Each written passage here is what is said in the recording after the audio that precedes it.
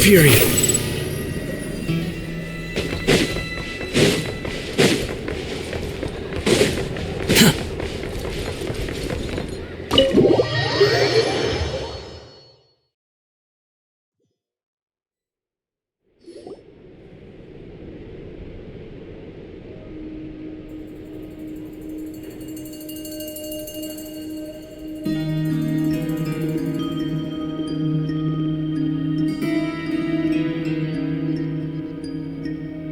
Looks like the gang's all here! Yep, all ready. How about you two? Green and good to go? Paimon's ready!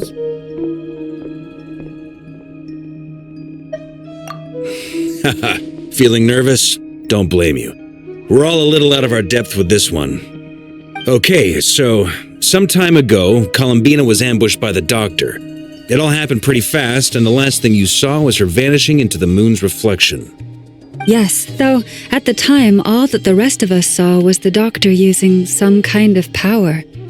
The next moment, Columbina had disappeared, and you were falling into the sea. We have to get Columbina back. And whatever the Doctor's plan is in seizing the Three Moons Authority, we have to stop him before he succeeds. The Frost Moon Scions consider it our duty to rescue the Moon Goddess. I wasn't expecting so many others to come to our aid, so I want you to know that you have our utmost gratitude. Great. Well, first things first. Wait. Someone's here. We heard your footsteps, although... You've been here for a while now. I take it you followed the Traveler, but I don't sense any ill intent in you. Come on.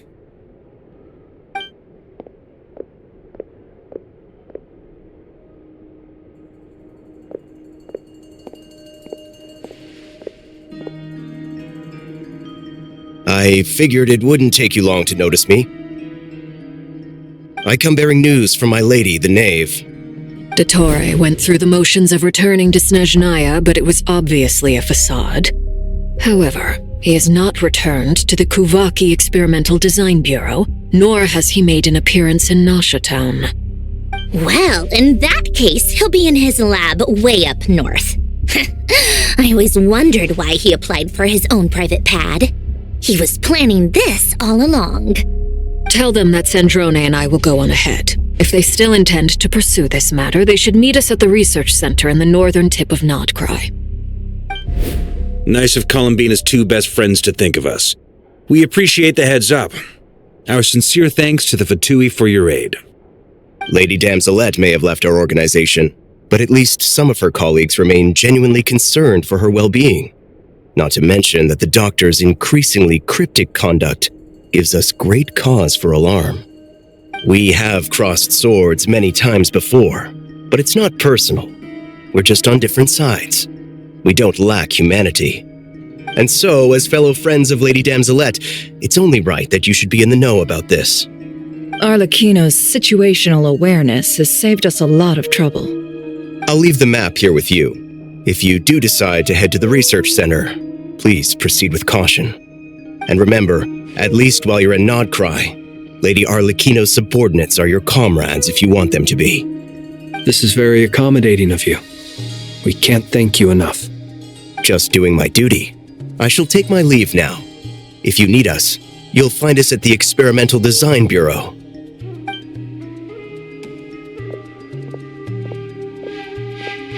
So, the Doctors left the Experimental Design Bureau and headed to some research center up north. Marionette seems to think he's been planning this for a long time. But when did it start? Before he even arrived in Notcry? It seems his loyalty to the Tsaritsa is lip service at most. Behind the scenes, he may even be working against her. Whatever his motives, we know that he's decisive and incredibly ruthless. Facing him unprepared would be a recipe for disaster. At this stage, it's difficult to predict his next steps. I suggest we split into two groups. We need some people to stay behind and guard Nasha Town. Well, as much as I'd love to help, Infiltrating research labs isn't really my area of expertise. But at least take Coolier Jet's ducky with you. It should be some help during the battle. And as for Miss Inefa, I suppose you will stay to protect Miss Aino? Detecting operational logic. Protect Aino. Priority. High. Just in case, Servarka, I think it would be best if you stayed behind as well. You can leave the research center to us. I mean, I would have said the Knight of Berea should probably be out on the front line, but okay, fine. Leave Nasha Town to me. Be careful out there, okay? If things get out of hand, fall back right away. Yehodo will be on hand to assist you. In my absence, she can handle any intel gathering work.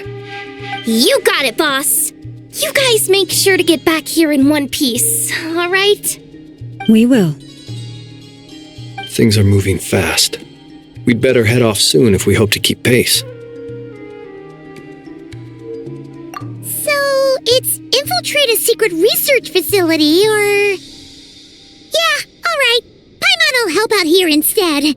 Sounds like it's gonna be a pretty intense fight. We all have to bring our A game here.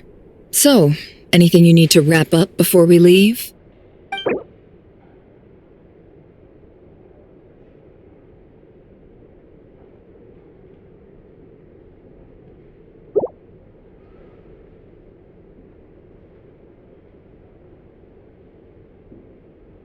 Then you'd better get going. Very well.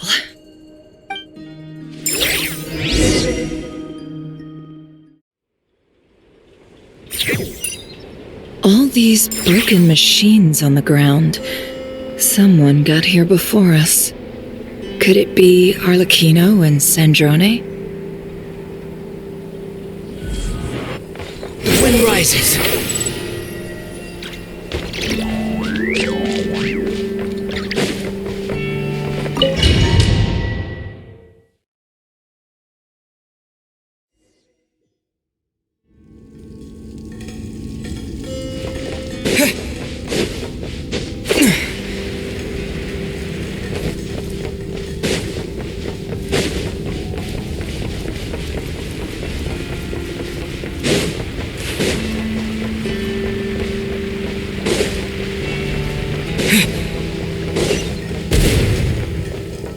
That's quite a welcome party.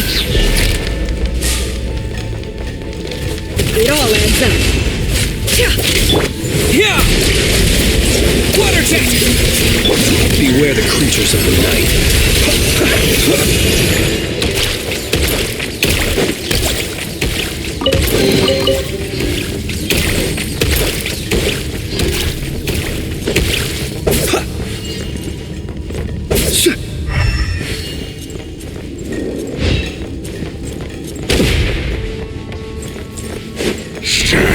Be silent. The mystery unravels. It all falls into place. No more lies.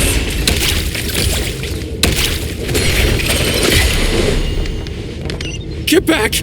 I said get back! Do you hear me? Why isn't it working? No! Don't come any closer! Don't!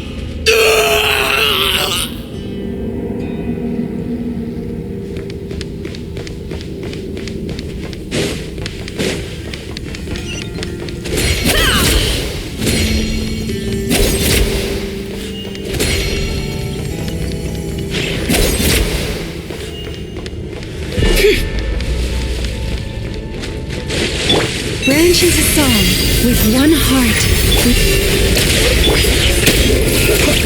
Observe. You poor souls. May your spirits find peace. Grab that key on the ground. We'll probably need it at some point.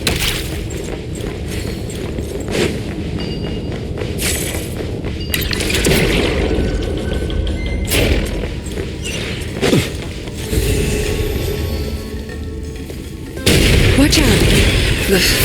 There's no way through. Let's go around.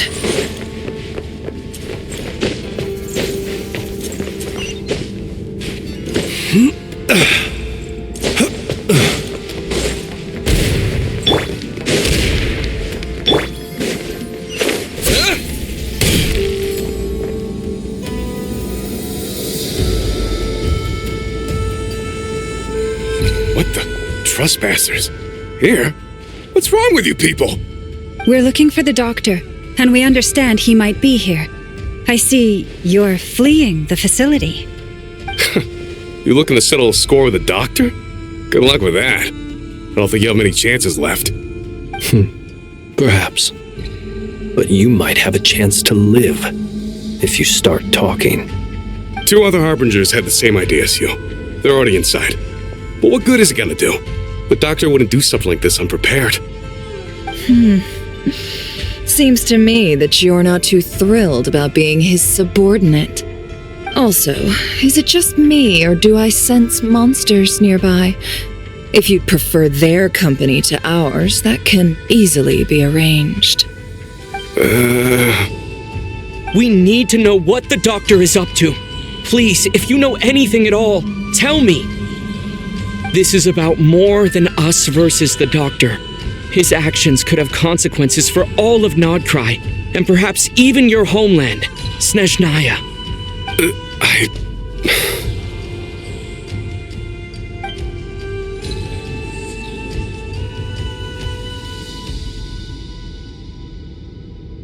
He's building something. Ambitious doesn't even begin to describe it. Feels like this could be the big one. God knows how long he's been planning it. A while back, he told us he'd be returning to Snezhnaya. We weren't expecting him back so soon. This time he brought some gemstones with him, or something. 2 of them. The moon marrow spheres. He stole them from their rightful owner, Columbina. Oh, Lady Damselette? Last I heard, she left the Fatui.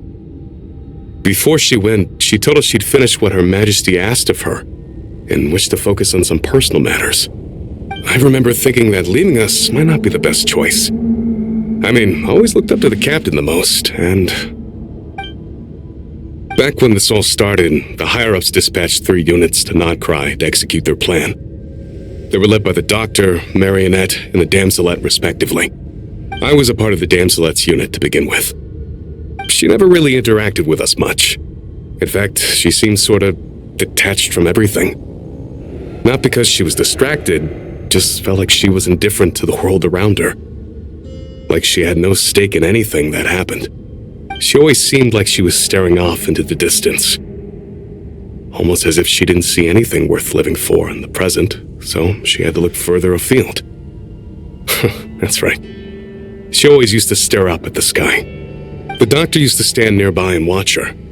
Apparently they got along well at first, but somewhere along the way, she grew wary of him, started avoiding him as much as possible. After she left, everyone in our unit merged with the Doctor's. He's similarly indifferent to the world, except when it comes to the moons. He seems to have big plans for them.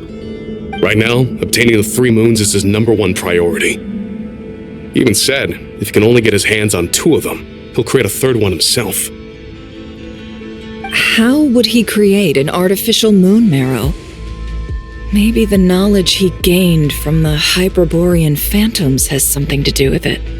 Thank you for cooperating. We appreciate the level of detail.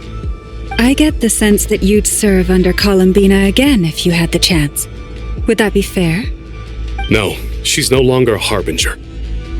As a member of the Fatui, my loyalty will always belong to the Tsaritsa. I'm only telling you all this because I don't completely trust the Doctor. His actions do not align with the goals that first brought us to Nodcry. I understand. We'll do everything within our power to stop him. The Knaves unit is based at the Kuvaki Experimental Design Bureau. Maybe you can seek refuge with them. Well, now we know what's going on here. Artificial moon marrow. He's likely well on the way to completing it.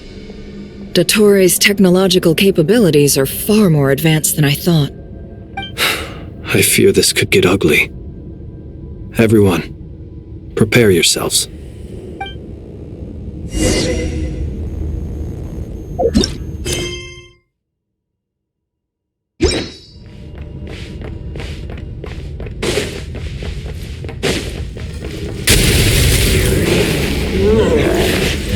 Bombs away! Close your eyes. The long sleep beckons.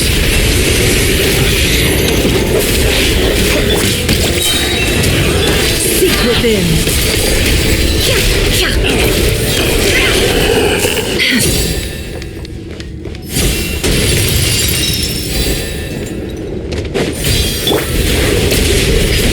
By the frost moon of old, lush as the moonlight, can I the truth? Unseen tomato.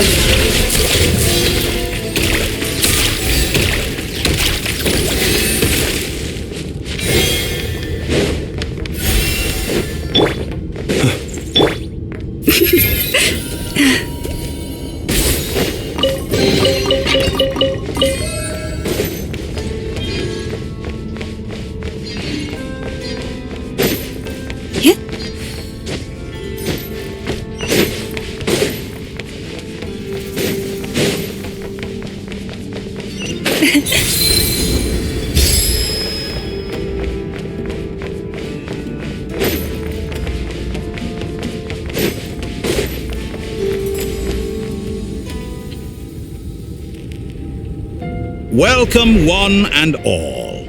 I've been expecting you. I hope my humble research facility is to your liking.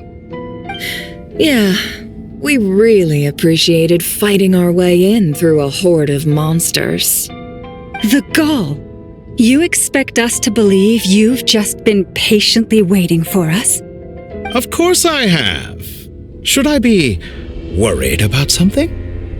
Everything seems to be going quite smoothly so far, and you've shown up right on schedule. First Sandrone and Arlecchino, now you. Quite a surfeit of guests I've had today.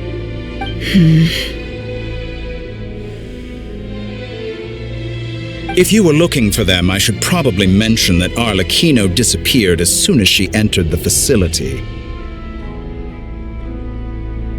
As for Sandrone, why, she stood right here only moments ago demanding answers from me at the top of her voice.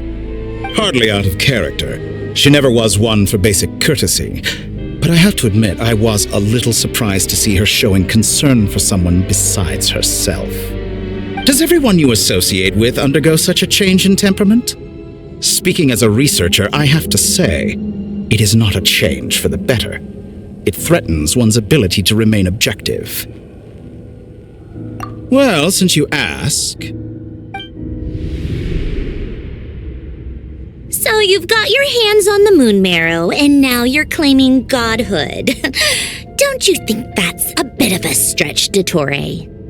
I must protest what you are insinuating with that phrase, claiming godhood. I am not claiming anything. I am stating a fact. You're a researcher. I'm sure you appreciate the distinction between the two. Huh? Wait, you really think you're all that? You'll excuse me if I'm not being a polite little lady for you. We're colleagues. We both know what kind of person you are. By the same token, I knew you'd respond along those lines. You and I both understand that facts speak louder than words. To that end, I've had my people send you a small gift. It should go some way toward helping you understand my present position. What gift?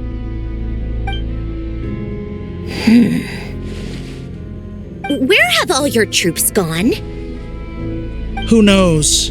Perhaps they are already marching toward a new world, following in the footsteps of an unknown god. As vulgar and arrogant as you may be, dear Sandrone, I have no intention of taking out my displeasure on your subordinates. They will enjoy equal rights to my own. You sent your people to the Experimental Design Bureau? That's a Saritsa's property. Yes, and I am very mindful of Her Majesty's instructions. But you know full well that they do not conflict with my present goals. In which case, all I'm doing is conducting another one of my experiments. Is there a problem with that? Now then, you have a judgment call to make. Am I simply lying to stall you? Or is it possible that every word I am saying is the truth? In which case, your subordinates really are in danger. So now you've turned on fellow Fatui soldiers. You're completely insane. I have set a new rule for myself. Each person gets one chance. Naturally, that includes you, Sandrone. If you wish to leave, I won't stop you. We are colleagues, after all. Scumbag!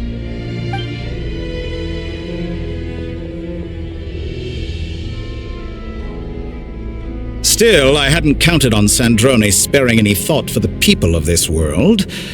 Shame. I always found her self-centeredness to be one of her few better qualities.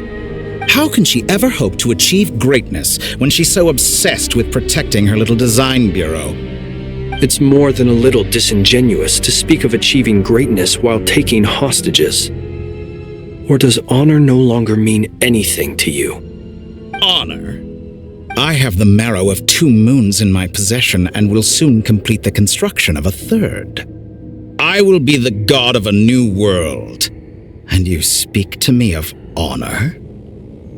How charmingly naive. Those are sacred relics. You do not deserve them. In my view, many in this world do not deserve to be alive. And yet I mercifully permit them to go on living, do I not? You'll come to regret your actions. Will I now? Let's see if you can make me.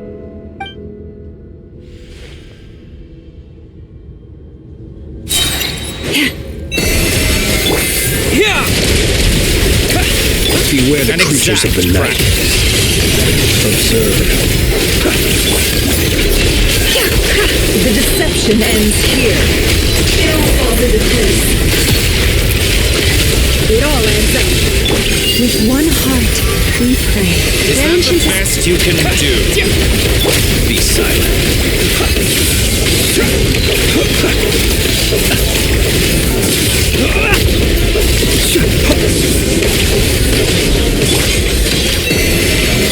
No more lies. It all adds up. Seek within. By the frost moon of old.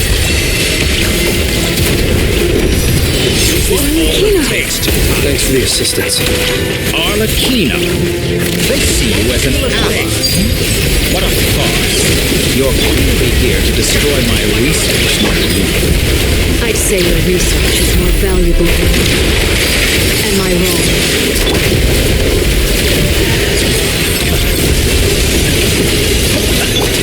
Lush as the moonlight. Water jet! For the everlasting Your past. actions betray your fear of me. Receive my blessing. It all adds up. Can hide the truth.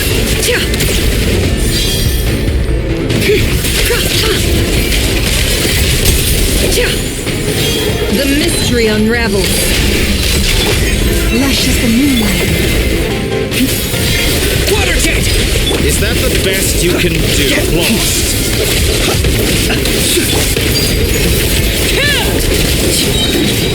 Witness my rise. Laid bare. With one heart, we pray.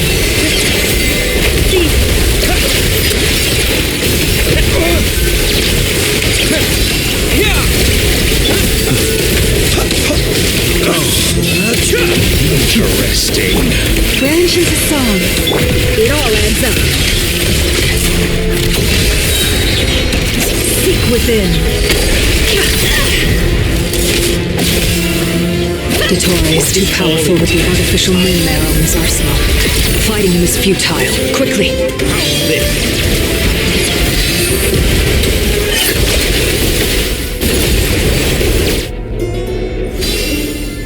Let's go.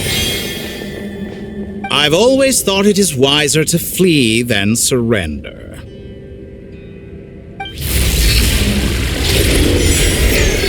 Watch out! What the?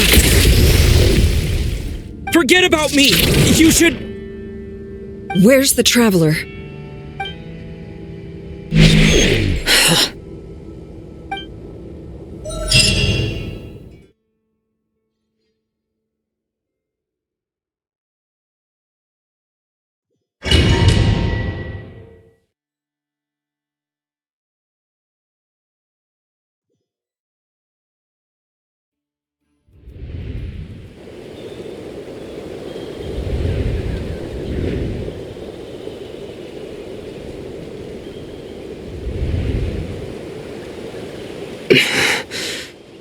What just happened? Nasha Town? How did I get here? Strange. I remember being trapped by Dottore during the battle. And now all of a sudden, I'm here. Something weird is going on. I guess I'll start by exploring the area. Traveler? What brings you here at this hour? Huh? What are you in the mood for today? A hot dog? Or something else? We've got some special discounts at the moment. Want to see the menu? Sorry, I'm not hungry right now. Ah. Well, feel free to take a seat for now. Let me know if you change your mind. Everyone seems to be acting normal. Am I just overthinking? Oh, darling, look who it is. One of our regular customers. Get the traveler something to eat, would you, dear? Wait, why is he talking like that? Well, I'd love to, but can't serve a customer unless they order something. Anyway, I take it your business is wrapped up? Yes, thankfully. It was a long trip, and it's left me feeling pretty exhausted. But the upshot is, I won't have to leave again for a good while. We can have some quality time to ourselves. Wait, these two are a couple? I see some kids around too. I didn't know they had a family. Hey there! I haven't seen you in ages! What's keeping you so busy? I've been looking forward to playing with you again. You forgot already? You're silly. Daddy brought you over to our house recently. We had some snacks together. What is she talking about? We've had a lot of customers over the last few days, so we've been real busy. And like my mom always says, some people are more than just customers. They're friends. Oh, another customer's arrived. I better go see what they want. This is all wrong. I never once heard the owner of this restaurant talk about their family. It certainly isn't a family-run business. And that child? I don't recognize her at all. Could this be a false memory? Very good. I knew you had it in you. Aren't you going to try the house special? When did he show up? No, none of this is real. You don't seem to like it here. That's fine. We can change venues.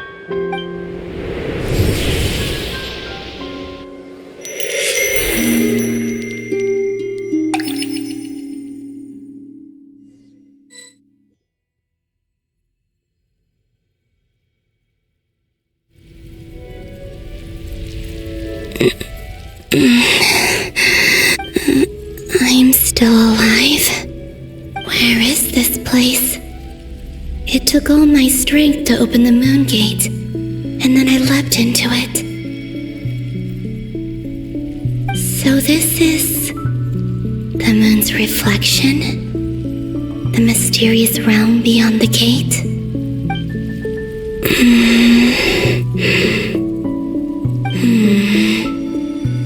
I can't sense anything. I guess I could try opening the gate once more.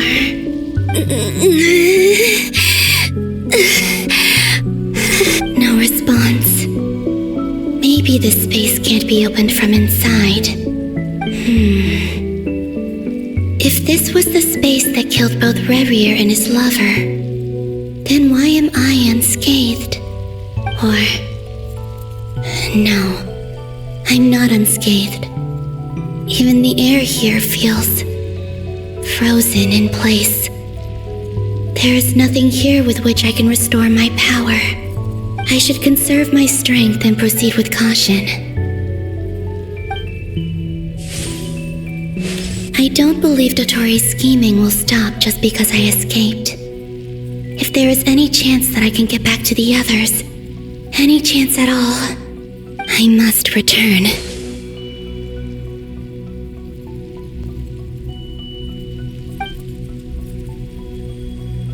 Emptiness, silence. What is this place? Or maybe the real question is, what is it for? What's this? Looks like it responds to my power.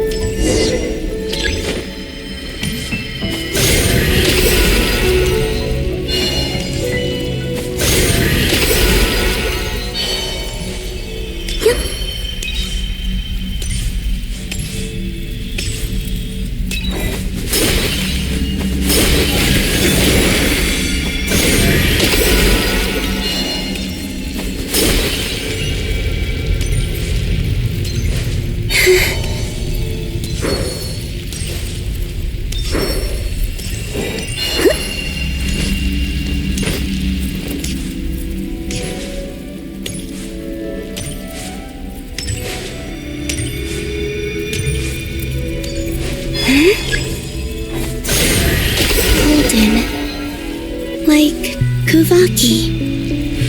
Is it some sort of guide? And why does it feel so familiar? I might as well follow it.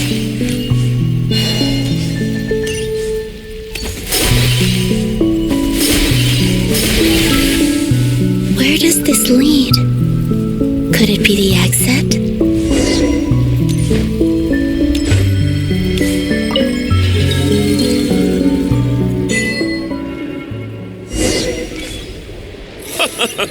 Welcome home, Moon Goddess. Is this Nasha Town? But isn't Moon Prayer Night over already?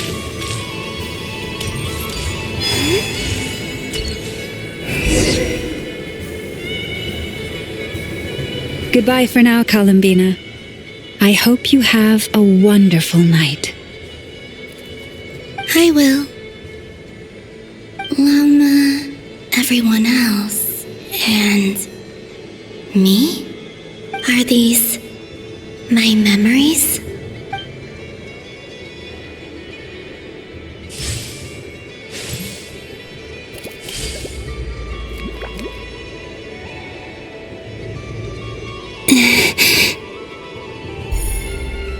I can't touch them. It's as if we're separated by some impenetrable power.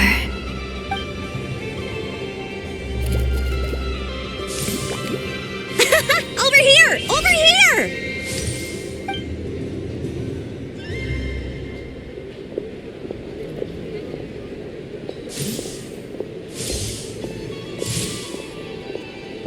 But the people in these memories pass right through me. Just like when I disappeared. If only I had known what would come to pass after that. Even so, I should still take a look around. Just being back here, it gives me the strength to keep going.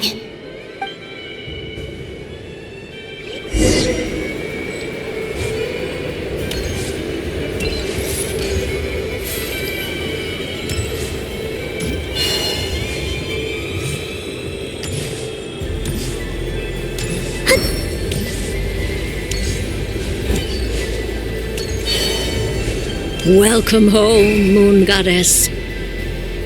Oh, you're the genuine article. Alice was right. This Moon Prayer Night was worth watching after all. Oh, yes. That was the fortune-telling stall run by Barbeloth from the Hexen Circle.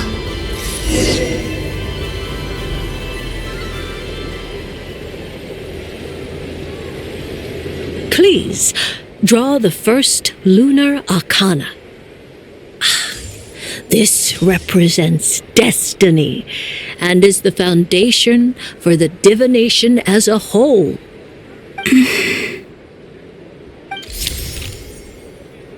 My destiny. I believe the card I drew was the moon. Now that I think about it, Barbalot's divination was absolutely right. It's almost time to draw the last card. The one that represents the future.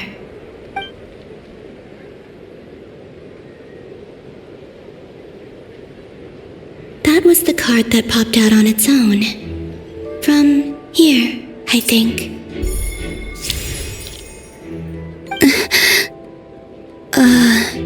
Kuvaki Pulse? What? Fascinating. I've never encountered this before in my role as a diviner. What's going on? Did that card leave the deck? Because of my influence? All I did was try to touch it, and then... Maybe this memory space is not untouchable after all. Are there weak points in the barrier? Or is it possible that there's more to this space than my memories alone? This card is death. I need to get to the bottom of this. I'll try touching something else.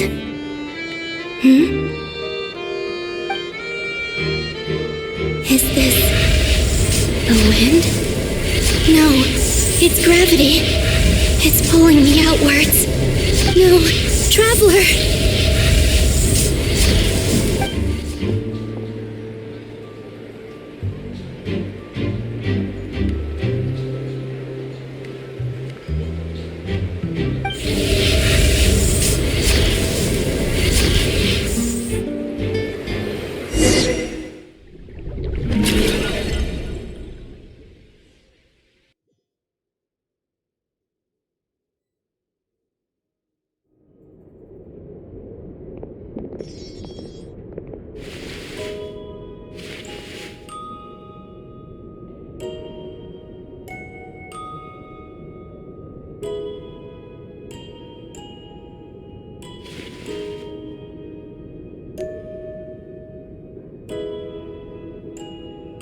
Haimon, listen to me.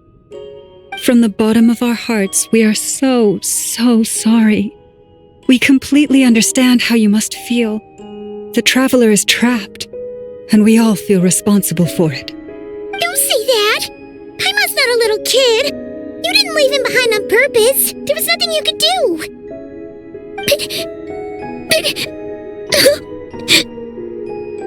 He's all alone in there! What if something happens to him? What are we gonna do then? We've barely spent any time apart since we met. Is he gonna die? We must find a way to rescue him. We were all involved in the operation where he was captured, and we do not abandon our comrades. That being said, it won't be easy.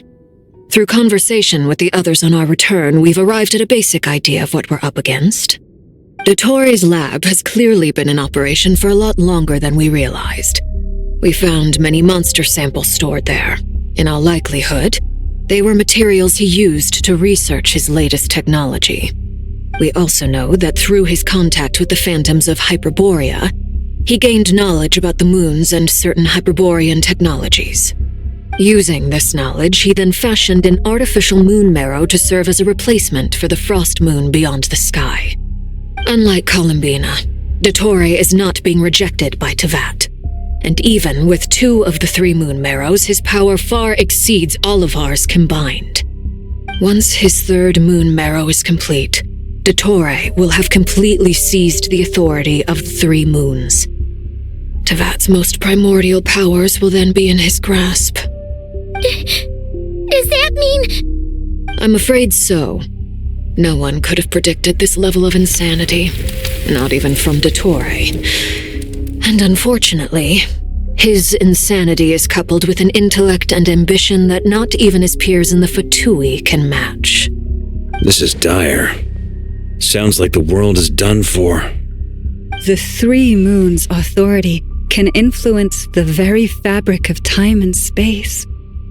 I dare not imagine what a monster like him would do with that kind of power. The trouble's already begun, I'm afraid. On our way back, we discovered that part of Nodcry is being enveloped by an unknown energy. We cannot ascertain what is happening inside. I'm convinced this is Dottore's doing. Not that there's any way to prove it. The issue is, we have no idea what his intentions are. The only thing more frustrating than facing down evil is knowing that it will surely come, but not knowing when. The Doctor is guilty of numerous crimes in Mondstadt as well. One of our knights, well, former knights, his father was murdered by Dottore. His ideology and methodology are a danger to everything in his path, from individuals to entire nations. He does not feel guilt, even when he acts against his own people. He doesn't see them as his own people, that's why. People like him see everyone else as beneath them. Right. He views other people only in terms of how they can benefit him. That's the basis of all his social connections. Granted, he's hardly the only harbinger to pursue their own interests. We all do. And Her Majesty is gracious enough to permit it. Still, her mercy has its limits. Dottore's actions have gone beyond even what the Fatui could have imagined. Usurping divine authority to become a god. For a servant of the Tsaritsa, that goes beyond being disloyal. It's treason of the highest order. We can't expect him to heed the Tsaritsa's will once he gains the Three Moons' authority. Even we harbingers consider him the most self-interested among us. Poor traveler. Of all the people to get caught by... We have to go save him right now. Please, we gotta find a way. Paimon, I promise you, we are with you all the way. I get how you feel. I do. But it's gonna take more than strong emotions to take down an enemy like Dottore. What we need now is more information. Right. We can't even guarantee he's still at his research center. Before we can think about mounting a rescue operation, we need to confirm the traveler's location. I'll find a way. Paimon knows, but... She's so scared. If anything happens to the traveler... He might be the strongest person Paimon knows, but he's still human. He feels pain and bleeds just like anyone else. Then think things through before you stick your neck out. Unless you want to lose your head. Sandrone. Miss Sandrone, you're okay? Put the stuff over there, and be gentle with it. Am I okay? As you can see, I've had to move my whole livelihood out of the Experimental Design Bureau. It's been swallowed up by Dottore's energy field. If I'd left it any longer, I probably would have gotten stuck there. Ugh, Dottore always goes a little loco when he finds a shiny new toy. Not that he'd ever admit that. But this time, he's gone full psycho.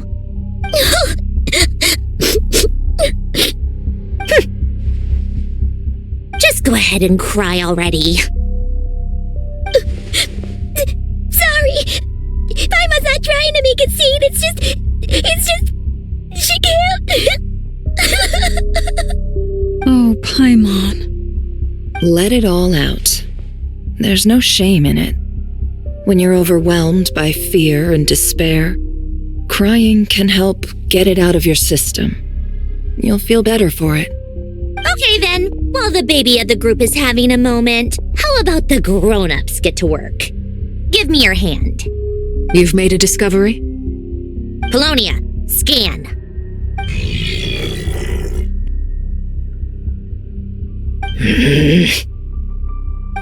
You, hand, now. Oh, I thought you'd never ask, my lady.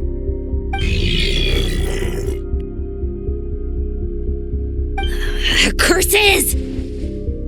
You're next, then you.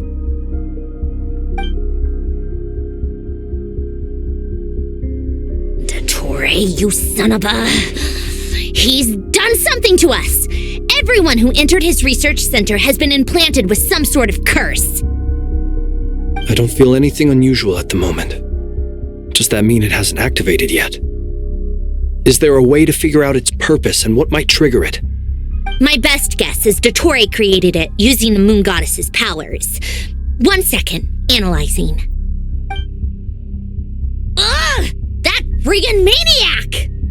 So, what twisted game is he playing this time? The moment I analyzed the energy composition, some encrypted text appeared in my mind's eye. And when I deciphered it according to the Fatui standard encryption protocol, I got the following message. Feel free to run, or you will perish in nod cry. He's mocking us. Yup, he loves to toy with people. Only in this case, there might be more to it. But I didn't detect any murderous intent or malice either in the message or the curse's energy. As if this is him at his least malicious. Or perhaps all people are cowards in his eyes. Maybe he thinks the threat alone will be effective. What a despicable person. And he has the Traveler in his grasp. If I may, as unhinged as Dottore may be, he has always exercised great patience with the objects of his interest. I remember a comment he made when we first arrived in Nodcry. He said, "This world is, on the whole, an exceedingly dull place. But at least there are a few intriguing features, such as the gods, or the Traveler. Presumably, they interest him because they're unknown quantities. He wants to understand as much as he can about them." Agreed. The Traveler is Tevat's fourth descender. All Harbingers are aware of this. Since Dottore took such pains to capture the Traveler, he is unlikely to kill him right away. Okay, but we still have to do that rescue operation. Of course. I also think we need to read between the lines with Dottore's message. If he's encouraging us to run, that means we mustn't leave Nodcry under any circumstances. My guess is, his curse will only trigger if we leave.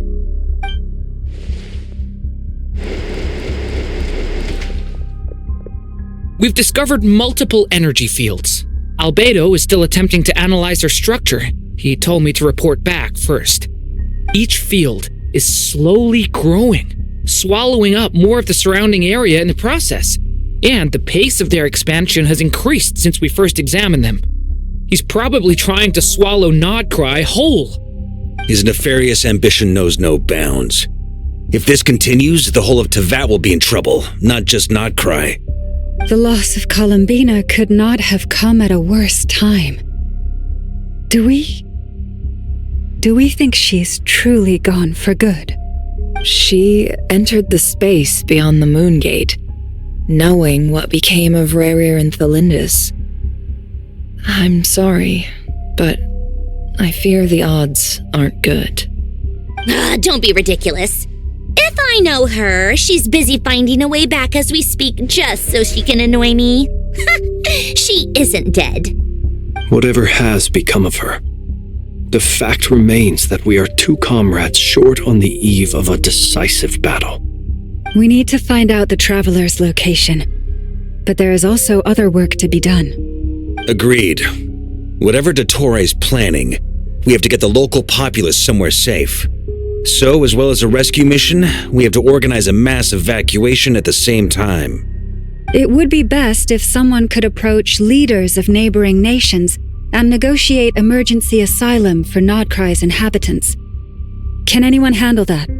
Snezhnaya is one option. I'll see what I can do. It'd be so much easier if the Traveler was here.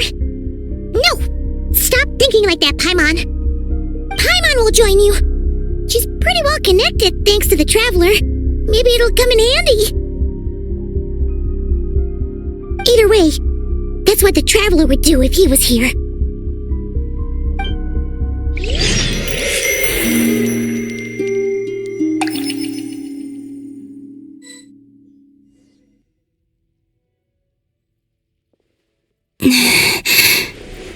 Back here again.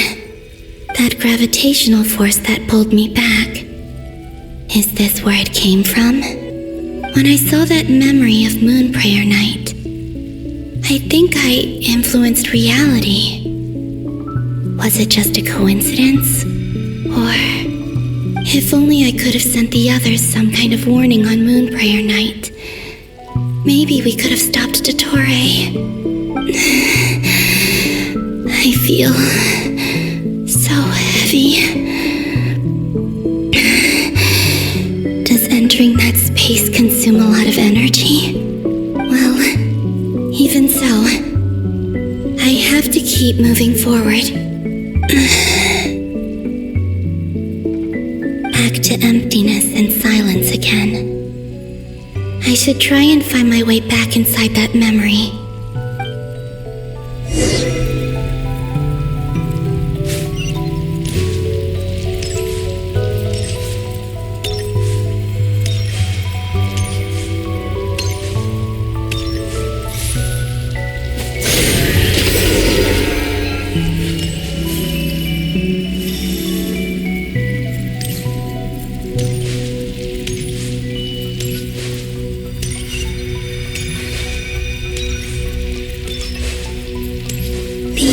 From last time isn't showing up.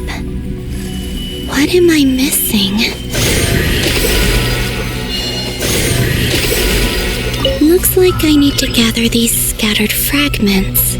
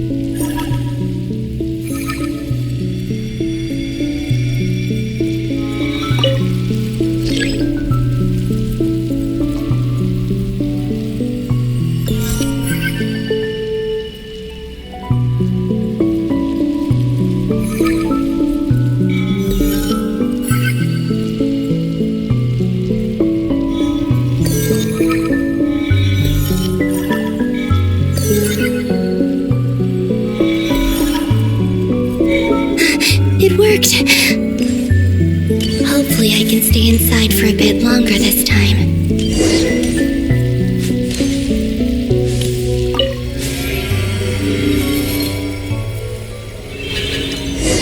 Ad Astra Abyssosk. Welcome to the Adventurers Guild.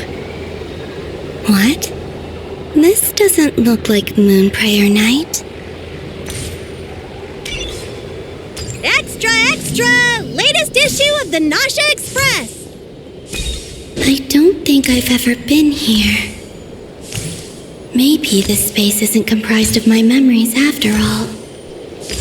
There aren't any festive decorations around. Is this Nasha Town after Moon Prayer Night ended? Did Dottore's plan not affect the town? Or is no one aware of what happened because he used the Three Moons' authority? Let me see if I can influence anyone else. So, what do we do next? Wait, that voice. Paimon? The most important thing right now is to find that mage. Lauma the Traveler and Mr. Varga are here too. I'd better go pay the Fatui a visit. Traveler!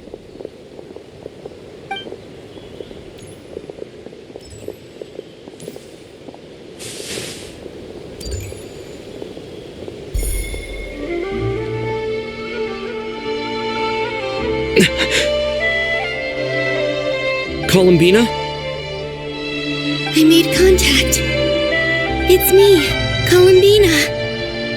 Huh?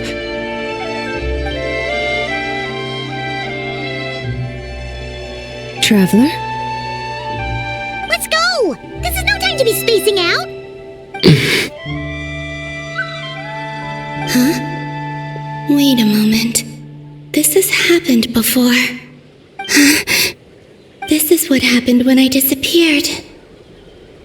I stood right over there, thinking that no one would ever find me again. It was only when he called my name that I decided to follow them. But did he turn around because he sensed my touch just now?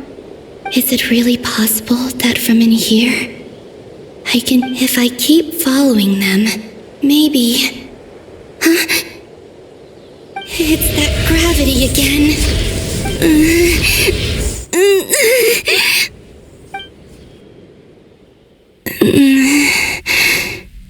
Every time I influence reality within that space, this force intervenes and pulls me back. It's as if it's trying to stop me from leaving.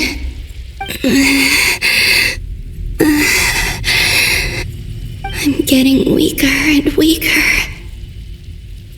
I'll just have to try another approach next time. Come on, Columbina. Keep going. You have to tell everyone what happened.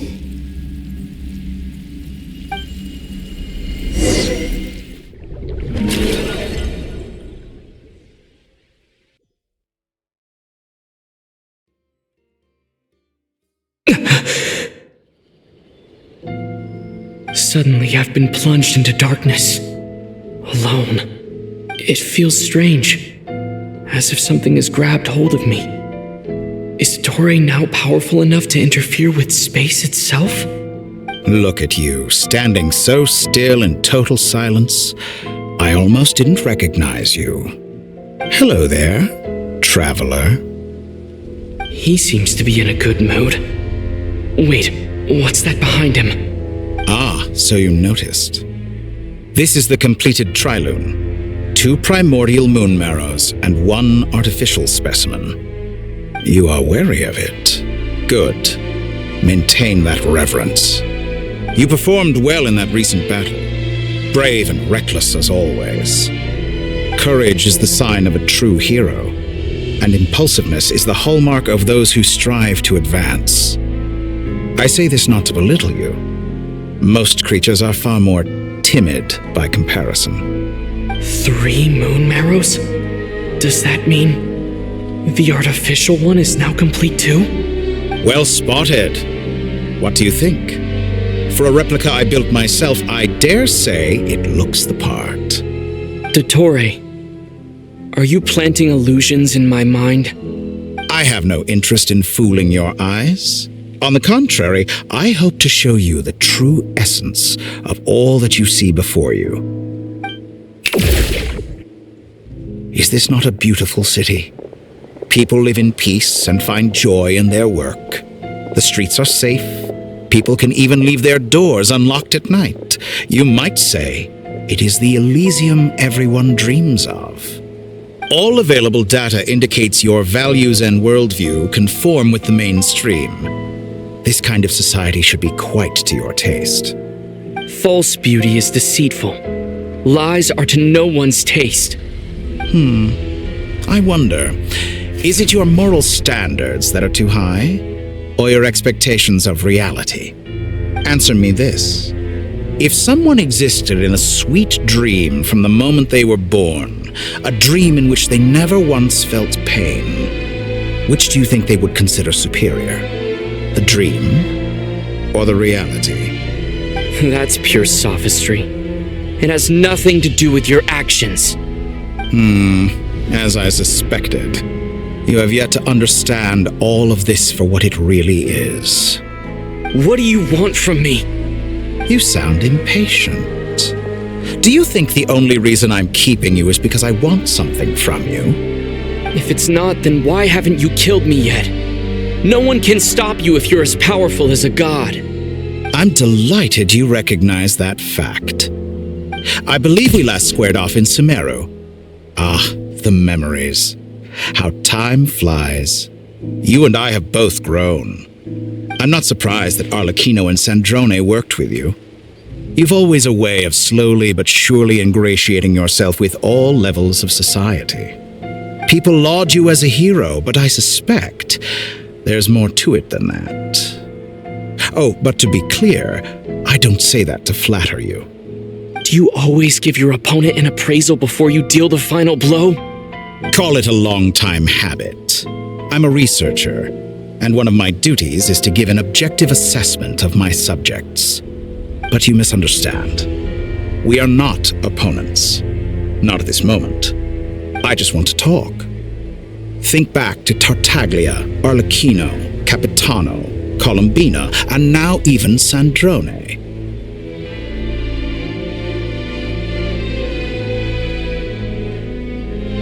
You've worked with each of them in the past.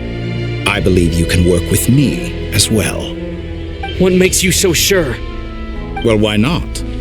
Should the good associate only with the good and the bad befriend only the bad? I like to think we could have a more mature relationship than that. Surely you don't think all your relationships are grounded in friendship or shared ideals? People come together because it benefits them to do so. If you think of the people you admire, you must surely admit that they have provided some benefit to you. Morality, ambition, dreams. People have plenty of words to embellish the nature of their relationships. But once you break free from those ethical frameworks, you will see that the only thing connecting the two of you is mutual benefit. And that is what I'd like to talk to you about. We're finally getting into it. He's probably been planning to kidnap me for a long time now. But for what exactly? He has the authority of all three moons. I won't be able to gain the upper hand in a fight. Best if I pretend that I'm willing to negotiate for now. You say you're a god, but you also speak of mutual benefit. What could a god want that the three moons cannot provide? Excellent question. But before I answer, I would ask you the same thing. Gaining Colombina's allegiance was a rare and extraordinary feat.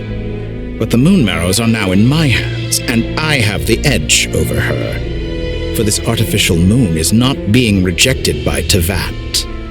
Her identity and lineage may have been a thing of glory in the old world, but they were also shackles that prevented her from ever integrating into Tevat. I, on the other hand, you may view me as a thief, but I have overcome that limitation. So what is it that the three moons cannot grant you?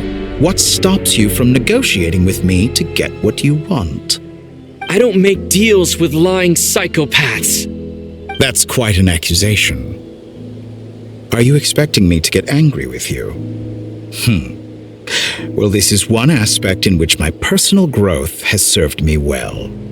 In the past, my less mature self might have been disappointed, perhaps even angry, over a small setback like this. Like when you and Lesser Lord Kusanali joined forces to oppose me, for example.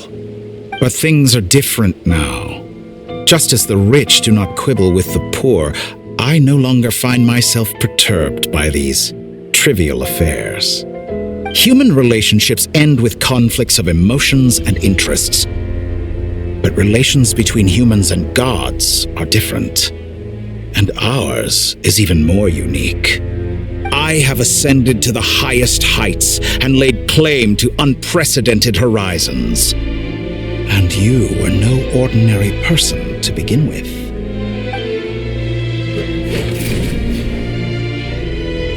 Allow me to show you the world, Descender.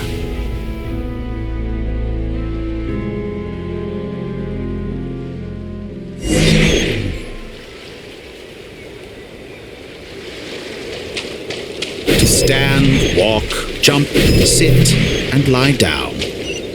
These are the most common of behaviors. Have you ever wondered why we were born following such laws? Who stipulated that we could not fly instead of walk?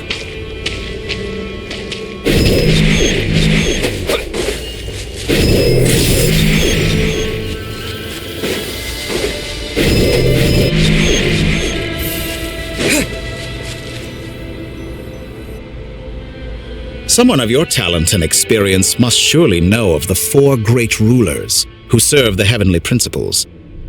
They govern life, death, time, and space. One wounded by a blade will die from blood loss or infection, and one who falls into a lake will drown in agony. The elderly wallow in solitude, and the solitary age faster. Eventually, new life is born, only to embark on the same path of suffering. These 4 divisions anchor the world and shackle those who live in it. But they themselves transcend its boundaries, squandering the power bestowed by the heavens. All who live yearn for equality, but unless the gods prostrate themselves and profess that they are mere servants of the living, equality can never exist. Who makes the rules we must live by? Who has the right to restrict us? The limits of the body can be rejected.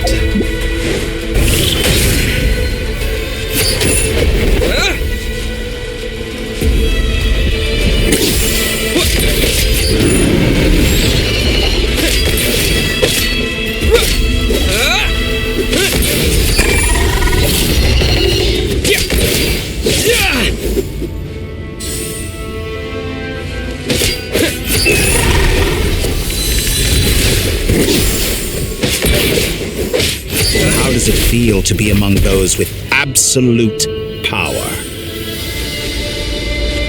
You cannot conceive the extent to which your flesh hinders your mind and spirit.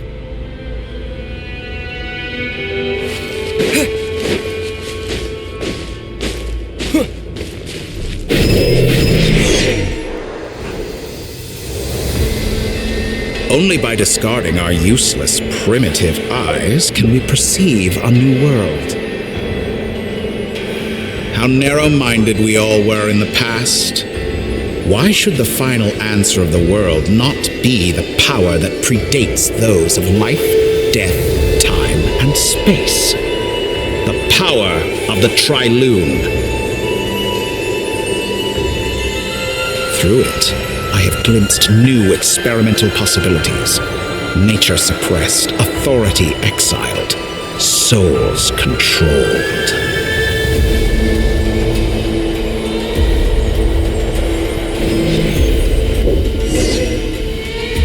You know, I heard recently that a group of critics reviewed countless stories and drew an interesting conclusion. They found that it is more often than not the villains who strive tirelessly to push the boundaries of progress. In fact, long before this, someone voiced a similar idea in an academia editorial. I felt a great affinity with this perspective. I have never been afraid to step up and play the role of the villain. Fanatics are trampled down for their transgressions, and those who transcend are rebuked for their audacity. And so, the majority of creatures are too timid to follow my lead. But all sacrifices made during my experiments have been worthwhile, as you can now see. I can offer you something new, something unique, precisely because I am a villain. Think about it. We are eternally bound through mutual interest. Can you truly say you would never turn to malice if it could give you the life you dream of? After all, what value do perfection and purity really have? They are fragile and feeble things, utterly tedious. I say, better to be governed by a flawed humanity than a gnosis. The true seeker of knowledge is the villain who undergoes countless tribulations in pursuit of their goal. I'm sure many people have told you that you're different. Because I'm a descender? Exactly. Very clever. But what does that got to do with you? I do not conceal my wicked deeds, my selfish desires, or my greed. A true researcher must act as I do if they are to understand and speak of the truth. And yet, a knowledge seeker like myself will inevitably grow tired of studying Tevat beyond a point. You have traveled to all corners of the world and met many people. Along the way, there have been moments when you were misunderstood or even became a wanted criminal. And all the while, you have spent your days doing some of the most mundane jobs in the world.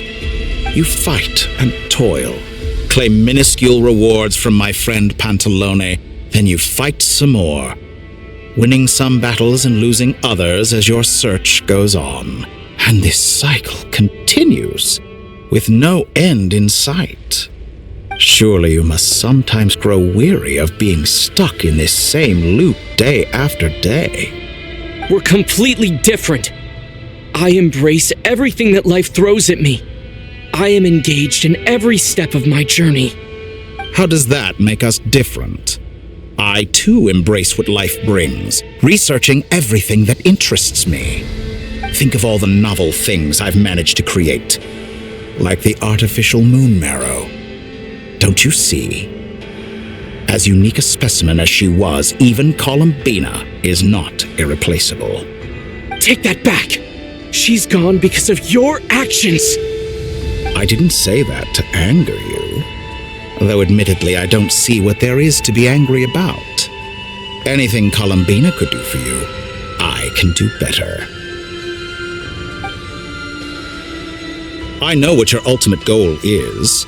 You wish to walk the path your sister walked and seek answers from her at the end of that journey, don't you? Someone like you could never understand what it feels like to care about another person the way I care about her.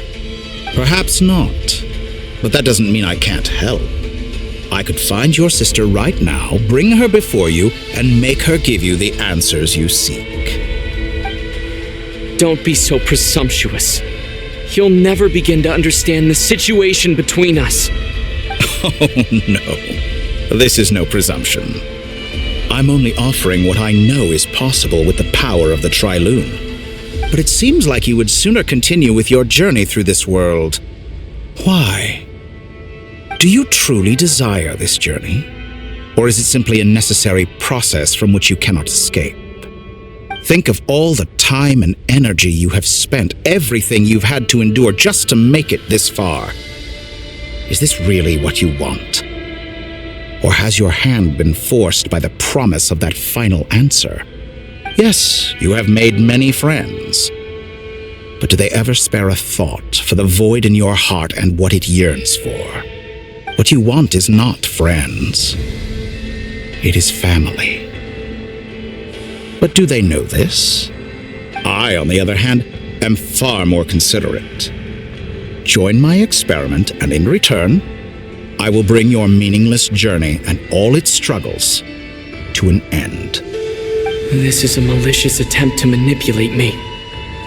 But at the same time, he's stating some very human truths. Of course he's right about my predicament. How can I deny it? I have faced ungrateful strangers, never-ending troubles, an endless quest for answers. I want to see her. After everything I've been through, words can't describe how much I miss her. How much I want to be reunited with her, wherever you are right now. Do you miss me too?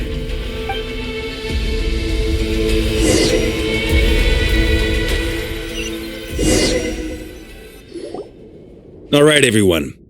Our next mission is clear. We need to contact all the major organizations, explain the situation to the public, and then begin the evacuation. The residents of Notcry are quite dispersed. The two most populated areas are the Southern Isles and Pyramida. Miss Lauma, I will leave Hisi Island and Nasha Town in your hands.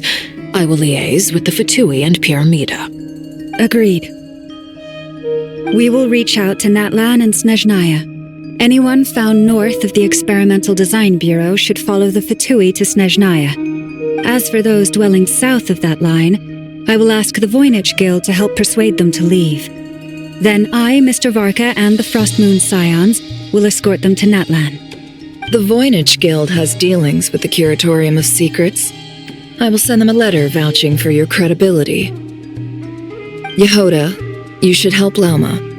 This is too big of a task for one person. My wish has come true. You're willingly lending me your most capable employee for the day. Well, good for you if all this only takes a day. Of course, if it takes any longer, I'll be charging a fee. Boss, wait! Don't I get a say in this? Oh, I'm sorry. Something to add, Yehoda? Well, no one's more important to me than you, boss. And remember how Lauma healed your eyes after that big battle? I think that's worth at least 2 or 3 days' work for the Frostmoon Scions. Are you completely incapable of acting in your own self-interest? Or do you simply devalue your own labor? Are you sure you don't want to come with us? Who will see to our other work if we're all busy evacuating residents? Sandrone insists that Columbina is still alive, and we have a traveler to rescue. There's much to be done. But boss, I'm just worried that... Well, Nefer, I'll link up with you once my tasks are complete. What makes you think I'd need you to do that? I'll need it. And considering the way you approach certain matters, I think you'll be better off with me present. That's quite enough. Just focus on your work first. I bet we're in for an uphill battle here. But we can help out too. Inefa and I are gonna help Nasha Town's residents carry their stuff. Loading schedule. Store essential local research data and technology samples, then escort the people to Natlan. Understood. I will execute this to the best of my abilities. Great stuff. Thank you, ladies. I've contacted the Lightkeepers. A colleague of mine will join us shortly. I will persuade them to conduct a thorough search of the region to ensure that no civilians get left behind. As for me, I guess I'll be making an early return to Sumeru. I think it's important that someone informs the Dendro Archon of what's going on in Notcry. Roger that. Someone should inform Mondstadt, too. Mr. Duran, can I trust you to handle that? I think you fly faster than any of us can run. As an added incentive, get there fast enough and I'll see about getting your gliding exam waived. Really? Ha! Mission accepted, sir. I intend to stay behind and help Miss Sandrone with her research. She has some alchemy-related questions that she'd like me to explore. She recognizes your expertise, then. I wish you a fruitful collaboration. Thank you. In truth, I was surprised to hear her express an interest in subject matter outside of machines. I believe she has been investigating some Fontanian technology recently. She made a point of bringing the relevant materials with her when she left the Experimental Design Bureau. She's sorting through everything in her room as we speak. I should mention that we have one other friend who isn't present. He hasn't made his position in all of this clear. But if we know anything about him, he's likely investigating on his own. Paimon's been very quiet today. But I know how close she and the Traveler are with the Natlanese. She should come with us to the border. Okay. Paimon will do her best. Make sure to heed Sandrone's warning. Many of us have been cursed by Dottore. As such, under no circumstances should anyone cross national borders. Remain within Notcry.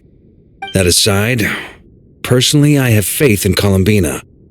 Things look grim, sure, but who knows how it'll play out. Same goes for rescuing the Traveler. Both of them are important allies and friends. We'll be counting on you to gather intel on them, Miss Nefer.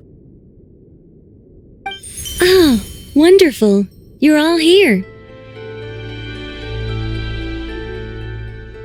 That voice again! Nicole? Whoa, that was loud! And it came out of nowhere. So mysterious. Sorry, This is the only way I can speak to you all right now. Please accept my apology.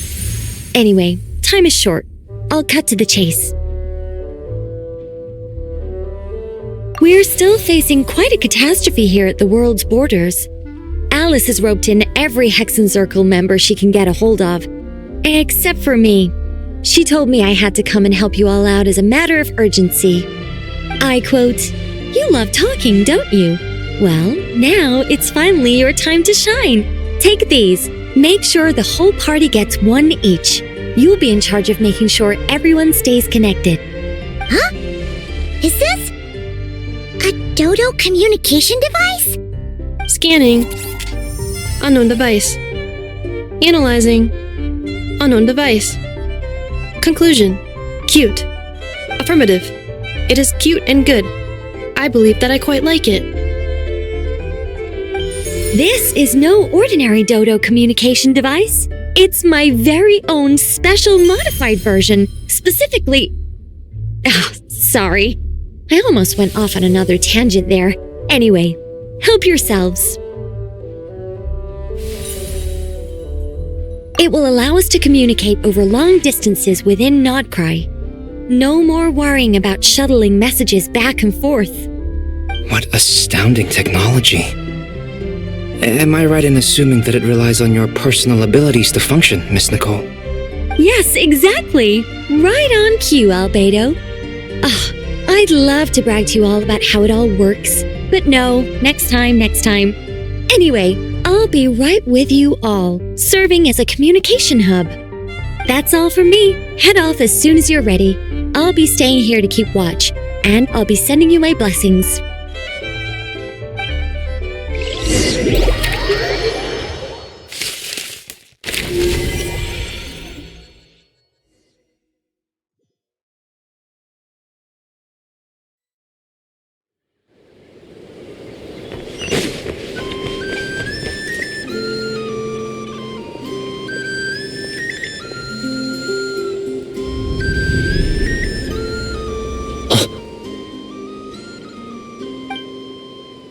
Sir Flint, perfect timing. I just arrived myself. You are most considerate, Master Elua. But in fact, I know you have been sitting here for quite some time. If you saw me, why didn't you say something? I was curious to see how long you could sit still for. Also, shouldn't you have managed to sense me approaching? That would be a first. You always seem to appear out of thin air without making a peep. Also, how many times do I have to tell you not to address me as master? I don't qualify. I beg to differ. Why should a young man so well versed in social graces as yourself not be worthy of that title? Please, Lord Flint. Sir Flint. I'm begging you, don't flatter me into complacency like you do with everyone else. You understand me better than most. My newest acquaintances tell me I love complimenting others. What do you think? I think they don't understand why you do it. You just love puffing people up till they're a big, happy ball of hot air that floats away into the sky. In all sincerity, I can only hope that they bring good tidings when they come back down to Earth. Is the situation that bad? We just held a strategy meeting. Let me fill you in.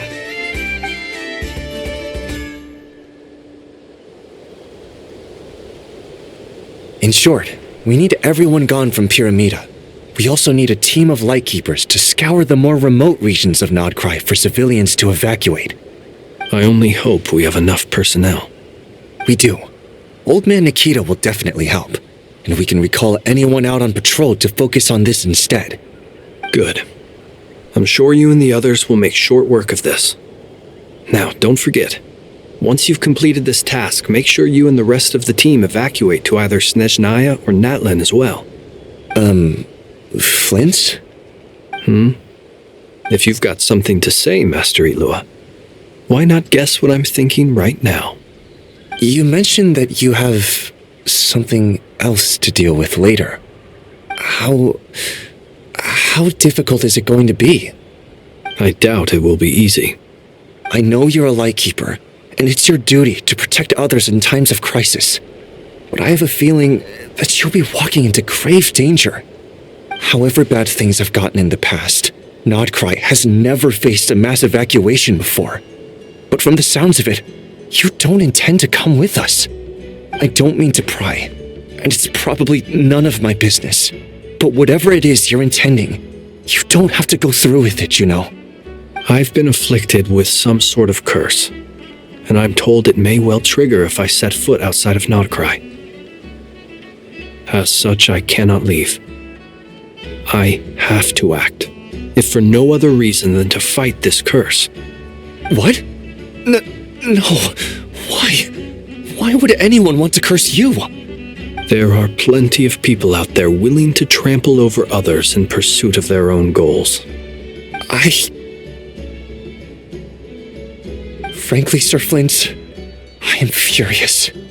You're making light of what is an incredibly serious situation. Indeed I am. And? And what? I told you I'm furious about this. Nothing I can do about it, I'm afraid. Things happen, and we just have to deal with them. If you find yourself feeling angry, perhaps start by drinking a big glass of water.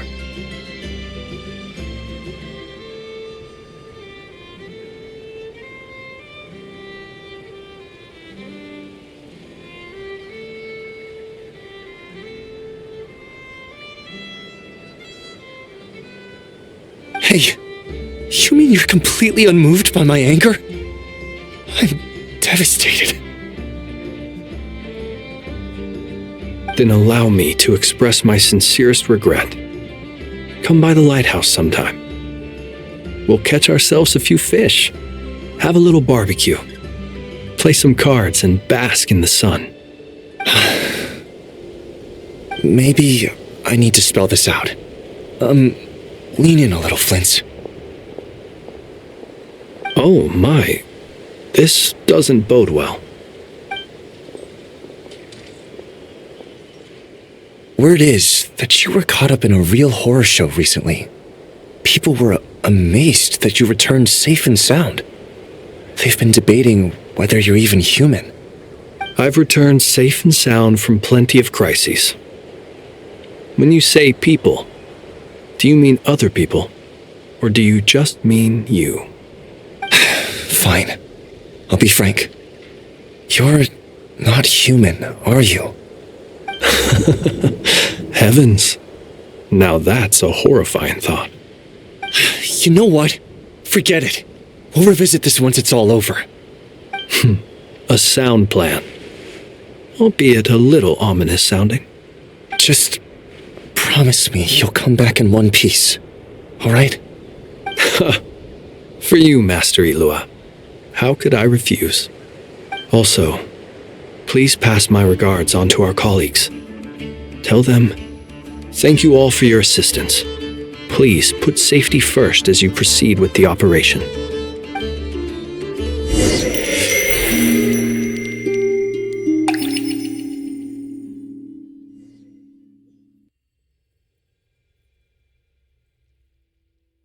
I have to keep searching for a path toward reality.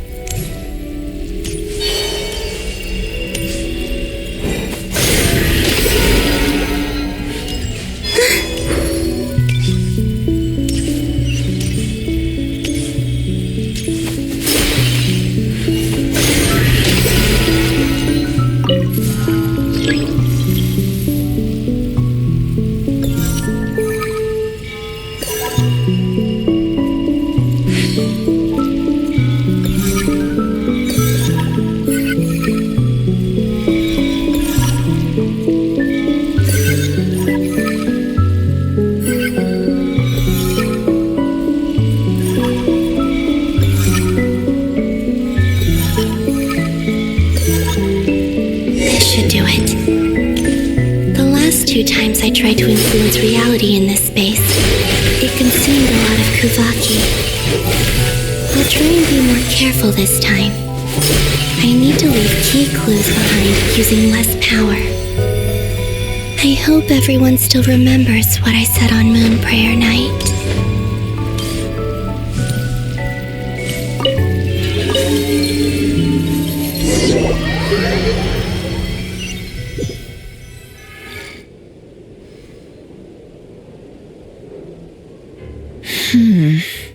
Nothing here either. Flints? Ah, Miss Nefer. What are you doing here? Unless... I just spoke with Itlua about arrangements for the search and came for a walk nearby. As for you, why would... It appears we think along similar lines. And neither of us likes to accept things at face value. As well as figuring out how to gather intel on the Traveler, I wanted to confirm some of my own suspicions. Also, we'll need to bring a lot of force to bear against Ettore, even if we're only looking to rescue the Traveler. We can't leave anything to chance. You don't think Columbina perished either, do you? I'm merely considering the possibility that she survived, just as you are. How much can we really know about a deity like her anyway? Do you remember what she said on Moon Prayer Night? About using moonlight to send messages to us? Of course. I think that's why we're both here. Where have you checked so far? I've been focusing on the outdoors. Anywhere the moonlight shines. I checked most of Nasha Town, but didn't find anything. I checked the Curatorium of Secrets, and a few rooms where I thought I might find some leads. But no luck here either. The only places I haven't looked yet are the rooms in the flagship. But process of elimination isn't the only thing that brought me here. Oh, really? What's your other reason? After all that build-up, our mystery ally never showed up even once!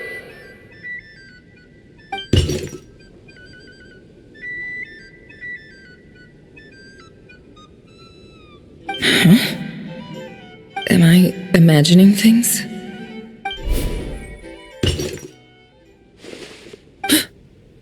Come on, let's see what's going on. Oh no. I knocked over a vase as soon as I came in.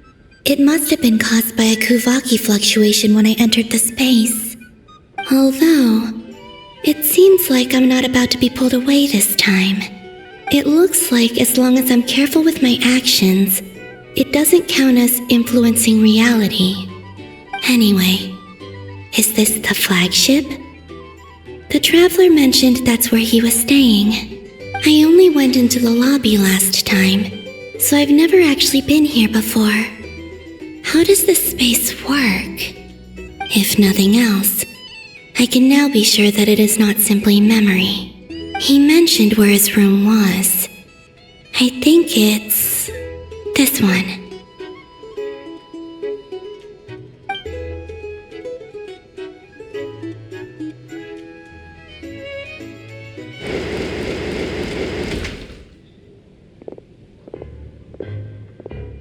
The door is closed. But if this is anything like when I disappeared, then maybe...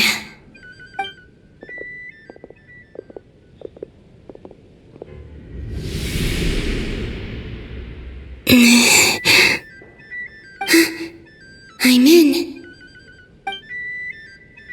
He and Paimon aren't here at the moment. I hope he's okay. I wonder what happened to him after that battle with Ettore. Best not to dwell on that for now. I need to try and leave them some clues.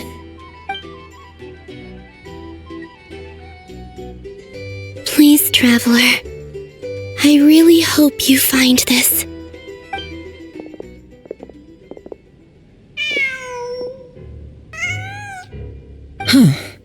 Just a cat.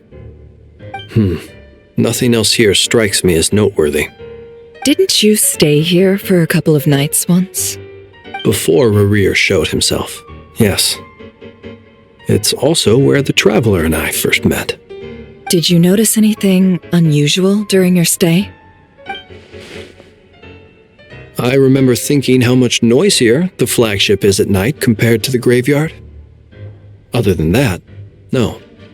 The Traveler and Paimon were most congenial neighbors. This is where they've been staying, yes? Over here? That's right. I wouldn't usually condone breaking and entering, but we can make it up to them later. Focus now. I have to write a message on the wall using Kuvaki, just like I said on Moon Prayer Night. Simply open your windows on nights when the moon shines bright, and the moonlight will naturally flow towards the words I have written. Here goes. I'll need to carefully control my strength.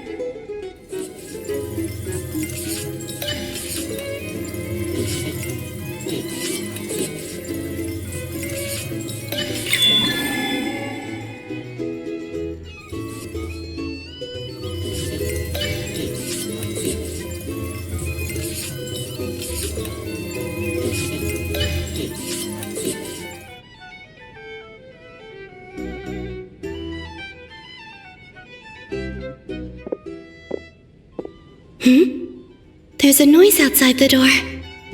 Is he back? Please, you have to see these words.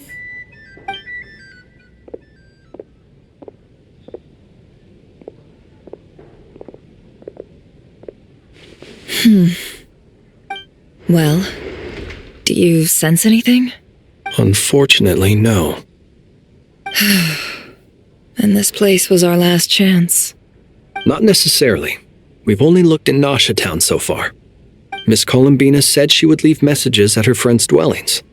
It's still worth checking where Miss Lauma lives and where I live.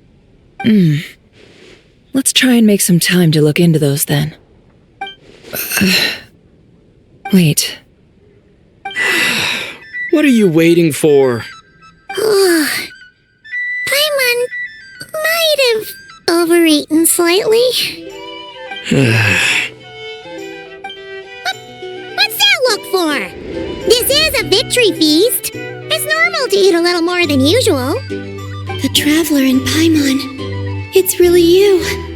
But why are they talking about a victory feast? You worried Paimon sick while you were out there fighting Rerir. So this is your chance to make it up to her, alright? Wait. So this is the night after the battle against Rerir. How did I end up here? That's quite a long time ago now. Wait. Time. That's it.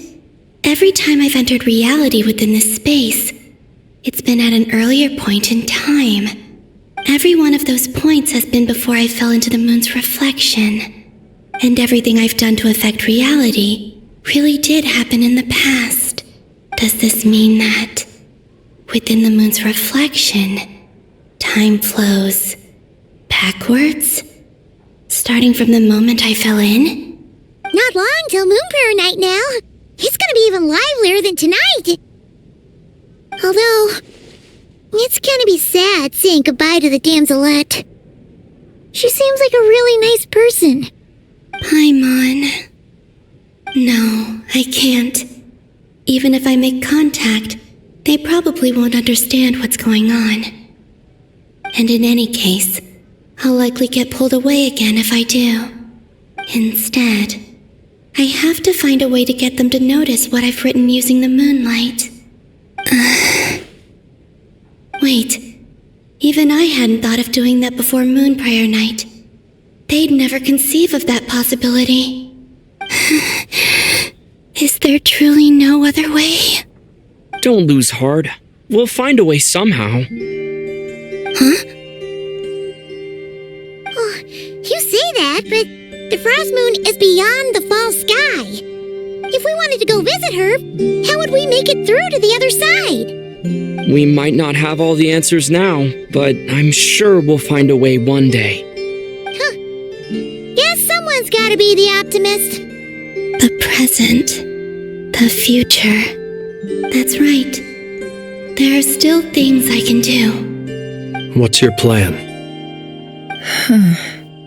Flint's, when you were staying next door, did you ever open the window? No. The rooms here are dark and damp, and there's such a buildup of dust on the windows that the moonlight can't even get in. I didn't think it was worth the trouble. The moonlight? I think I see where you're going. One moment. I'll see if the owner is available. Don't bother. Time is of the essence.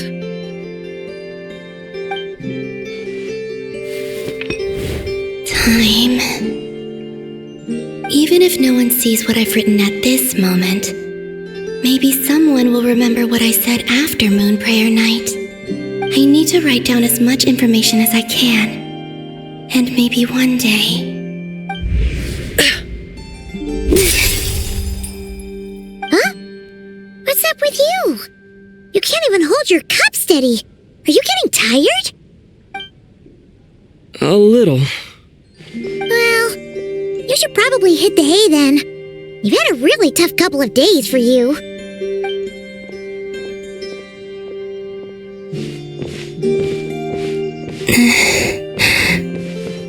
You truly have. You helped defeat Rerir, helped me reclaim my name, and you helped the others organize Moon Prayer Night.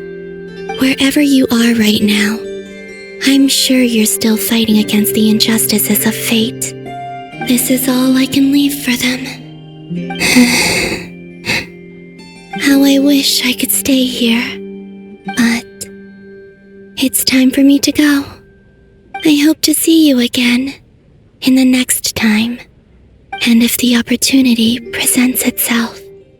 I will surely return to your side. Huh. Columbina.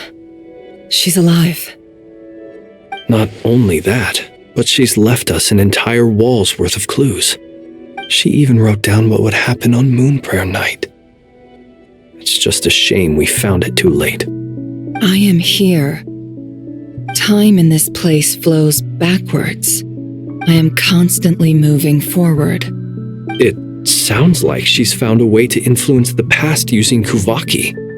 But her future is our past. So, these words have been here ever since we defeated the Ray Hero Solnari. We just never discovered them. Which came first, the chicken or the egg? Do you ever mull over questions like that? Only when I'm in a good mood and at leisure. Well, I never do. Everything that has happened already belongs to the realm of fact. As a business person, and especially an intel broker, what I do is extrapolate from those facts to try and read the future. An admirable philosophy. It's a means of survival. Let's go. We have a wall's worth of clues to share with the others.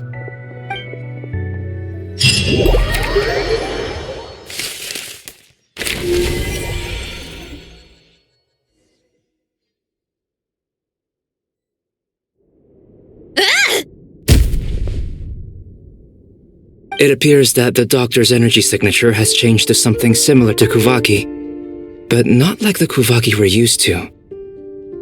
Nodcry's Kuvaki devices will only have a limited effect on it. I can see why you've chosen to place your hopes in alchemy instead. Also, I must say these books are rather profound.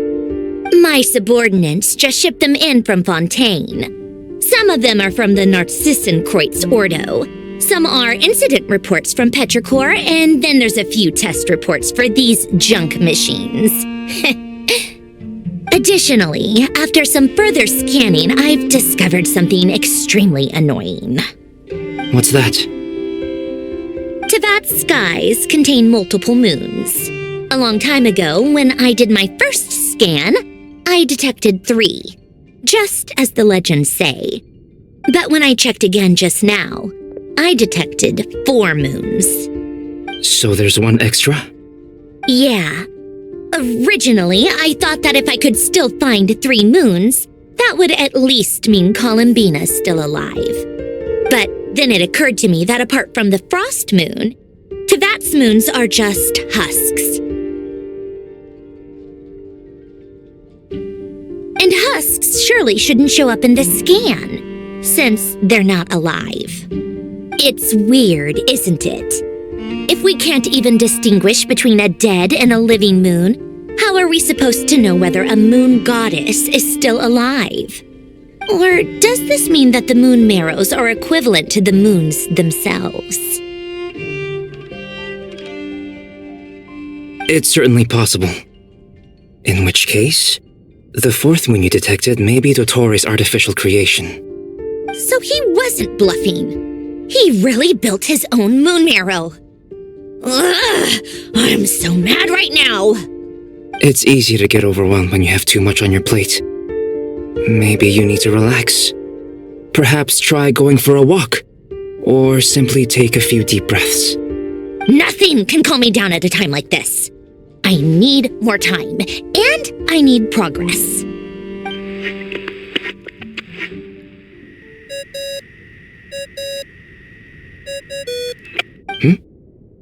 It's Mr. Flynn's. I really hate that ringing tone. Ugh. First the 4 orthants of the Narcissenkreuz, then moon marrows. Now what? Oh, sorry if we're disturbing you. Might I ask what's troubling you? What do you want? We're busy. Are you still at the Curatorium of Secrets? Yeah. Look, everyone else is still out, so there's no hurry. Plus, I'm busy, so I would appreciate if you gave me some space. Even though we have crucial intel to share? Fine, I'm listening. Do you intend to share it via the Dodo communication device? Ordinarily I would, but this is a unique situation. I think it's best that we discuss it in person. See you at the Curatorium.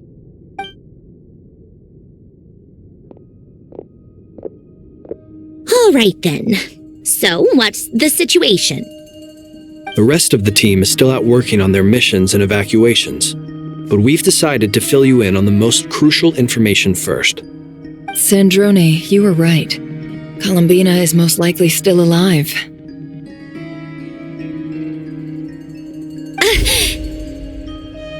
That's the best news we've received in a while, by a long way.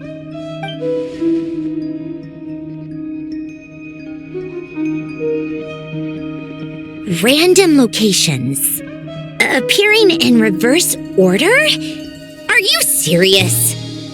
So not dying isn't enough for the moon goddess, huh? She has to show off too. Anyway, does this mean we can deduce her condition from the moon marrows? Miss Sandrone, there's nothing wrong with simply admitting that you're happy to hear the good news. I'm not. And she's the least of our problems. We're facing a huge crisis. If she can't control the flow of time in there, she's just gonna keep moving backwards. Different points in time won't intersect, and she'll never find a way out. Let's say life begins with a drop of water. When did time begin? The moment this planet came into being? No, that's not right. Her final destination would be the moment at which the space she is in was created. But it doesn't seem like we can influence that space from the outside world. So how can we help her? Also, if she's alive, Rerir and Thalindus might be too. But as far as we know, neither of them have come back out. That space may not have an exit at all. I'm afraid I must concur with Miss Nefer in this. Can't exactly argue with that. Let's leave it there for now. I've taken notes on everything you said. Will it help with your research? I doubt it's gonna help with breaking Dotori's energy fields. But who knows when it might come in handy. Better to have it all written down than try to remember everything when I need it. All right, I need to get back to my research. Mr. Albedo has made a lot of suggestions that will require my undivided attention. Sure, I'll stay here. I have things to work on.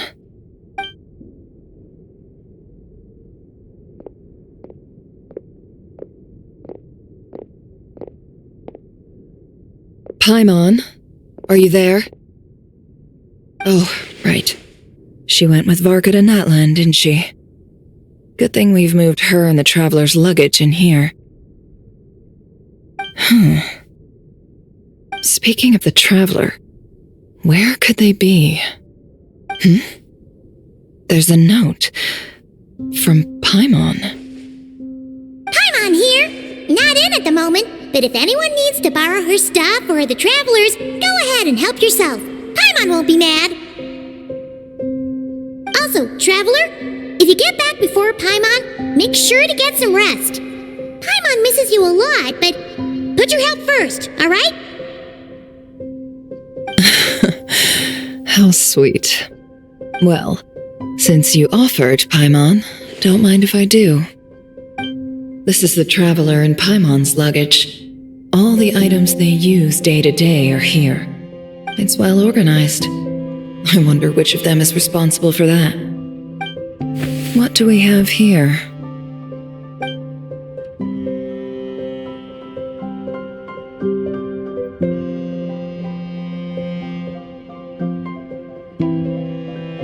The camera captured a special moment that can only occur between people who are close to one another. You can really sense how the photographer feels about their subject. I wonder why this picture was placed outside. Is it because Paimon recently looked at it?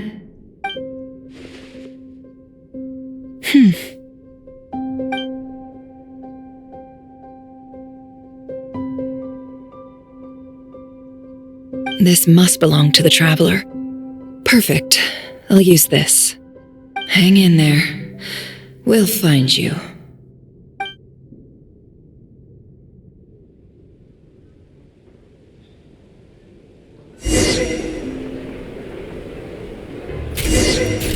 Polonia. Search keyword world formula and bring me all relevant books.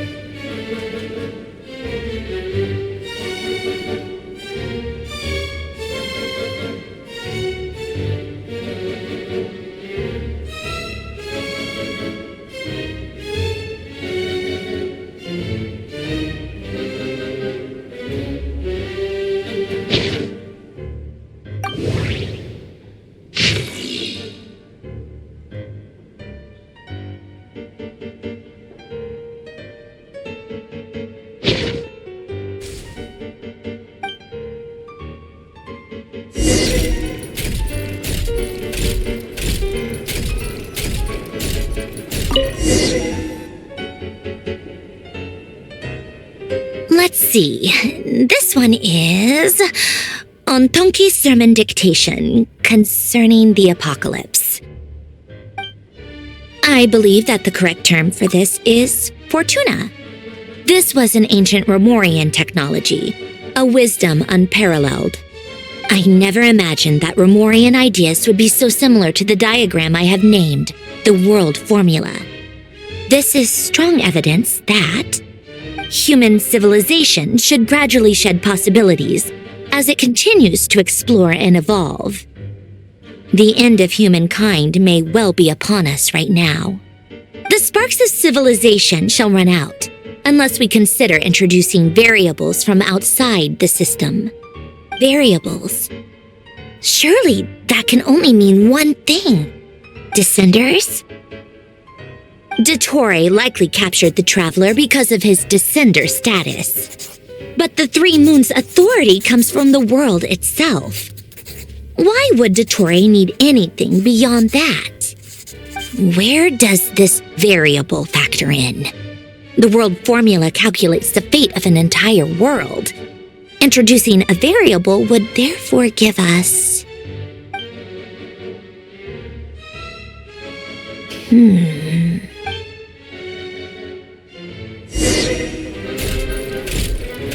Polonia, search keyword pathway and bring me all relevant books.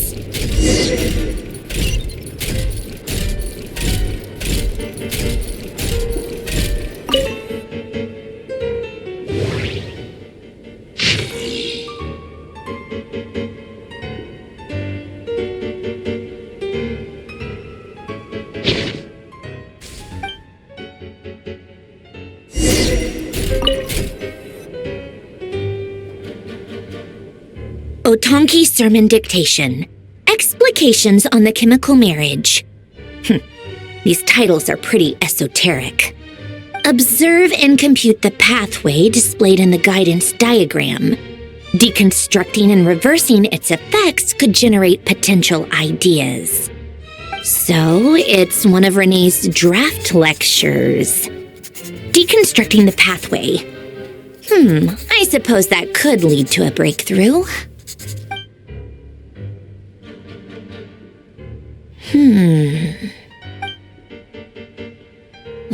This is so long. This guy sure loves showing off his knowledge.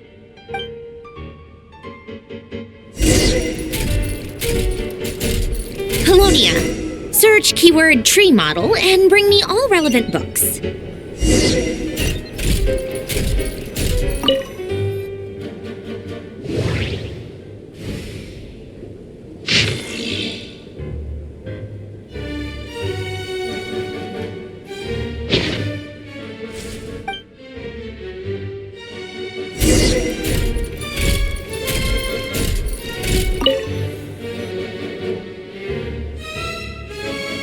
Most of the experimental devices proposed by the Lilia Crucis Ordo are built based on the simple and basic logical structure of a tree model. Lilia Crucis.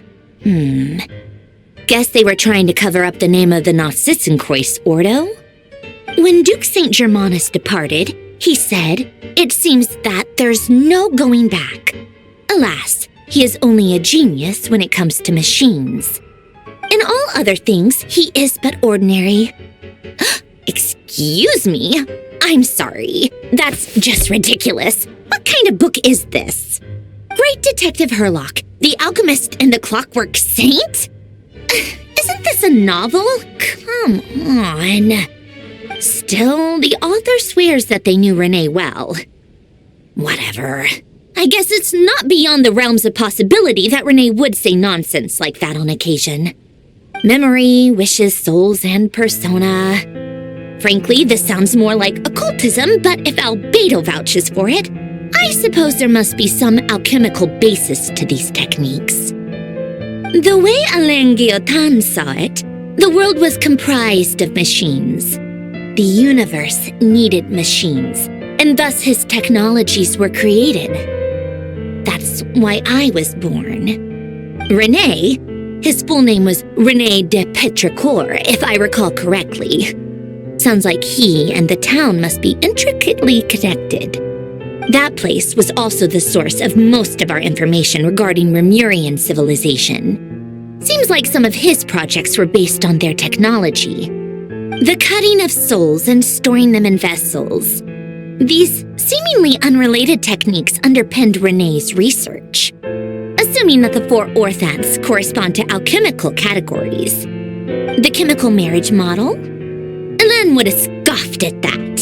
He never would have let those theories or parameters anywhere near his mathematical formulas.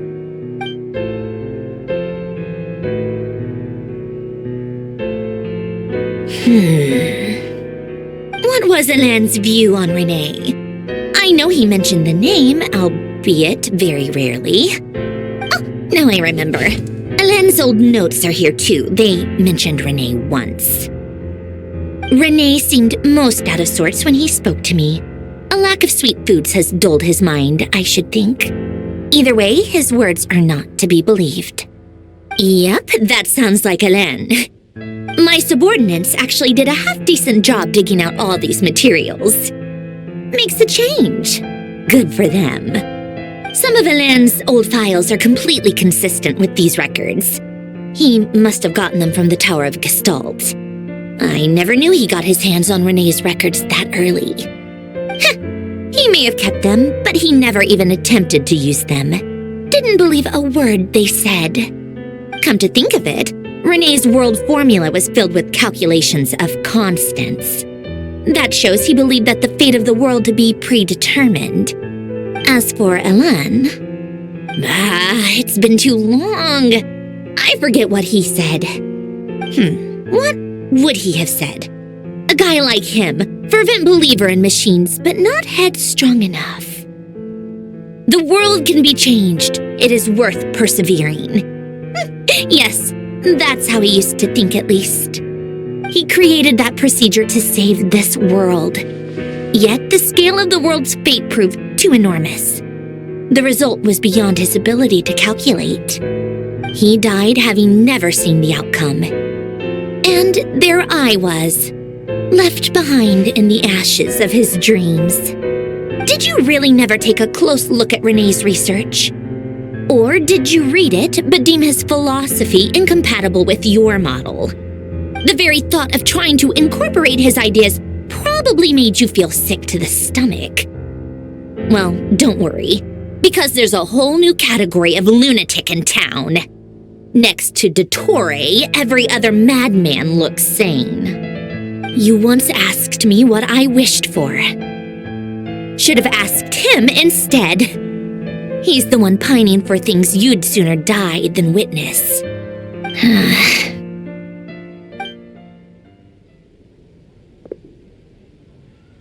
Even the tiniest variable can make big waves in the present. Now then, allow me to put these incompatible fragments together in your stead. First, establish and verify the existence of the Great Circle.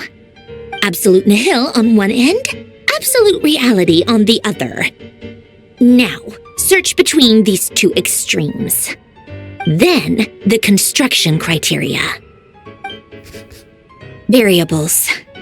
The sparks of civilization shall run out unless we consider introducing variables from outside the system. Input variables. Traverse the world, space-time, and civilization, then extract the essential nodes from the records to determine which variables they point to. The primordial power that differentiated itself from the void. The power of light. Yes, light. Records. Hyperborea. This is horrendously complicated. After all that, I'm still missing a few variables.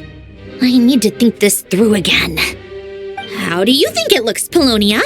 Like the frenzied scrawlings of a madwoman? Fine, keep it to yourself. It's not like you can talk anyway. I'll assume you gave it a passing grade. I jest. But true madness does often start with trying to save the world. What would Arlecchino and Columbina think if they saw this incomprehensible hen scratch? They'd probably have me institutionalized. So would Rosaline. She's been dead for a while now. When I close my eyes and think back, I can still see her face. And that enormous dress she used to wear. Such a bizarre choice. What possessed her? Oh, and the clack-clack of those heels used to drive me insane. No one's asking me, obviously, but I hope you all know that I never wanted to save the world.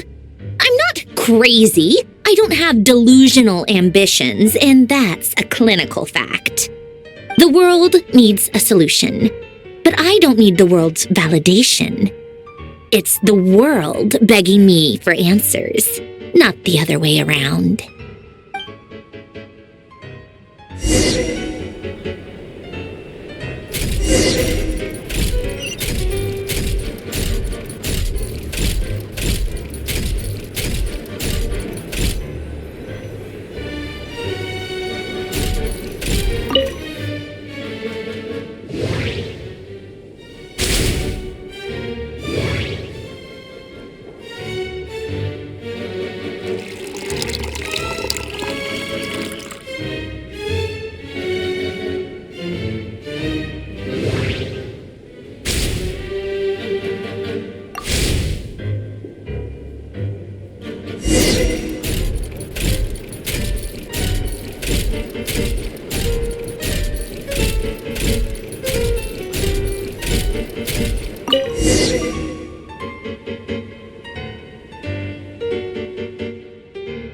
Oh, cookies to go with the tea. Let's see. They must be from that person who brought those documents. I see they're from Hotel de Boer. Something's written on the box. We are proud to present this homage to the Fortress of Meropede's fun-filled meal collection system. Fortune cookies. Have a lucky start to your day. Sounds like a dumb gimmick to me. Be early to bed and early to rise. Get plenty of sun and drink plenty of water. Then things will surely go well for you. What? Are you kidding me? Somehow I doubt that an early night and a glass of water is magically gonna save a world on the brink of existential peril.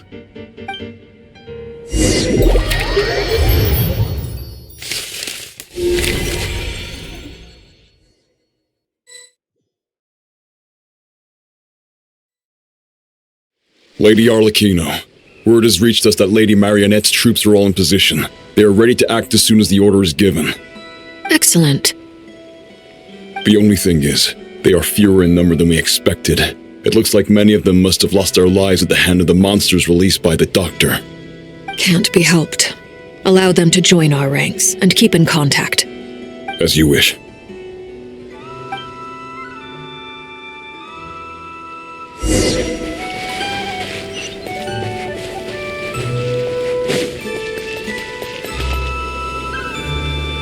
It's been a while, Arlecchino. You look well. Did Dottore really have to build his lab right on the sole path between Snezhnaya and Nodkrai? Had to go on a huge detour to stay out of its line of sight. Sounds like an arduous journey. I assume you've brought word from Her Majesty? Of course, all part of the job. Firstly, the Tsaritsa has authorized Fatui Internal Affairs to review Dottore's case. They will reach a formal verdict on whether he has turned traitor and whether he poses a threat to Snezhnaya. While they're working on that, I've been ordered to come and receive the refugees from Nodkrai. They are nearby. My team will escort you to them shortly. Great. Aside from that, Her Majesty has a message for you and Sandrone personally. Huh? Where is Sandrone? She stayed behind to work since I was making the trip anyway. It seemed sensible to have one person on standby at base while the other came out to meet you. All right, guess that's just how she rolls. In that case, tell her that the Tsaritsa's decree this time is pretty awesome sounding. I think she'll like this one. Still, I wonder what... Wait, what's that? Did one of our troops turn into a monster? Take him out.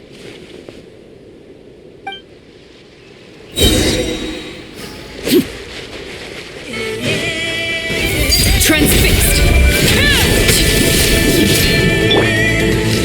Shouldn't let your guard down. This is where you fall. Laid bare. You've gotten stronger, Arlecchino. Nice. Stop that right now. I appreciate the praise, but I am not fighting you today. I knew it.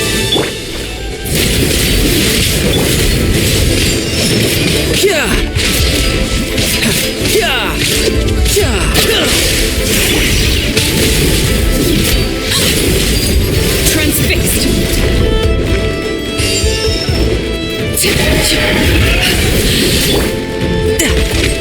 You're mine.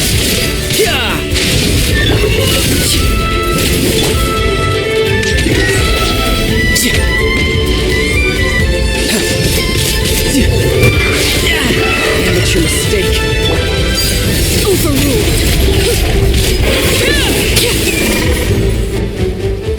I can't believe it. He was a living, breathing human one moment, and the next... Another fine piece of work by our dear colleague, I'm afraid. What in the world has been going on in Nodkrai? A lot. But long story short, Dottore stole 2 moon marrows that should have belonged to Columbina, then built a 3rd moon marrow of his own to concentrate the Trilunar Authority in his hands. What? What do you mean he built a moon marrow? People build roads and houses, not moon marrows. What's his next DIY project? He's gonna build a god? You could stand to be less surprised. We are harbingers. The work we are engaged in makes the creation of gods seem mundane by comparison. I tell everyone who asks that you once crossed swords with Rex Lapis while serving as a key supporter for Rosaline's plan. But right now, you're acting like a common adventurer. Thanks for speaking up for me. Those two really took me for a ride back then. Then again, surely no common adventurer would manage to get tangled up with them the way I did. That's gotta count in my favor, right? It almost sounds like you wish to repeat the experience. I might have to lower my opinion of you. No. I'll stop talking. Please, go on. Dottore is currently still experimenting with his newfound power in ways that continue to corrode the outside world. As for the human mutation, I believe this is simply a consequence of his experiments, and not a strategic move. That radiant beast was once a subordinate of Sandrone's. I suspect he was only allowed to live so that he could become an experimental subject. Also, those of us who fought Dottore have been afflicted with a curse. As such, I cannot leave Nodcry. This is so much worse than I thought. No wonder Her Majesty's decree is so extreme.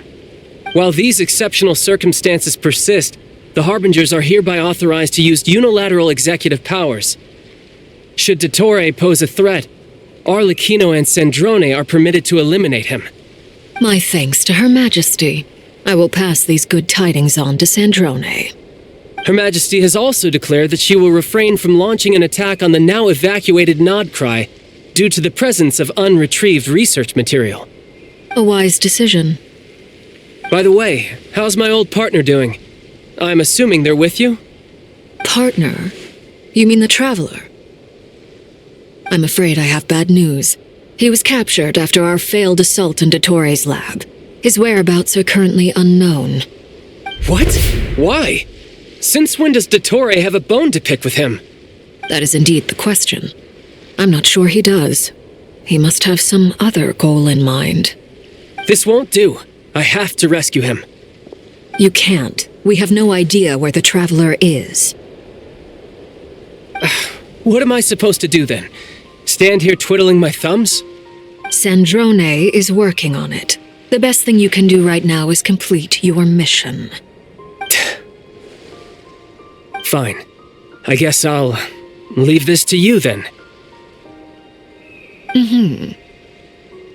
One last thing. Tell the Rooster to get the message out to the gods and citizens of every nation in Tevat. Beware. An uncontrollable pollution is spreading forth from Nodcry. The source of that pollution is a madman drunk on the success of his experiments. The Fatui and our allies will endeavor to contain the threat. However, if Nodcry falls, things are likely to escalate. Considering Dottore is one of our own, all Fatui stationed in Nodcry consider it our duty to stay and fight him to the bitter end. Whatever the cost. Hey, don't be too pessimistic. If it comes to it, I'm sure Her Majesty won't stand by and do nothing. I hope you're right.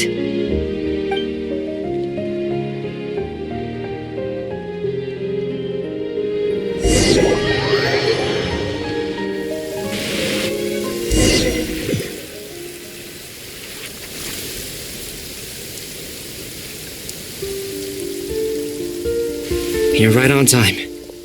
Thanks. Hey, do you think I'll get that gliding exam exemption? I made sure I was on my best behavior in Mondstadt. I landed well outside the city and walked in through the gates. I'll help you apply, don't worry. For now, let's see what we have here. What are the doctor's energy fields even made from? The usual attract and repel principles that govern Kuvaki don't seem to apply to them. They are very mysterious, but ultimately, they appear to be comprised of energies from the three realms. Thanks to research by Master in the Hexen Circle, we know that Tevat's 7 elements are derived from the more primordial power of the Light Realm, which is antagonistic with the power of the Void Realm. Since you have the power of the Dragon Durin within you, I'm sure you can already tell that this energy field contains no abyssal energy. That's true. It's not abyssal energy. It's something pure, wild, and untamed.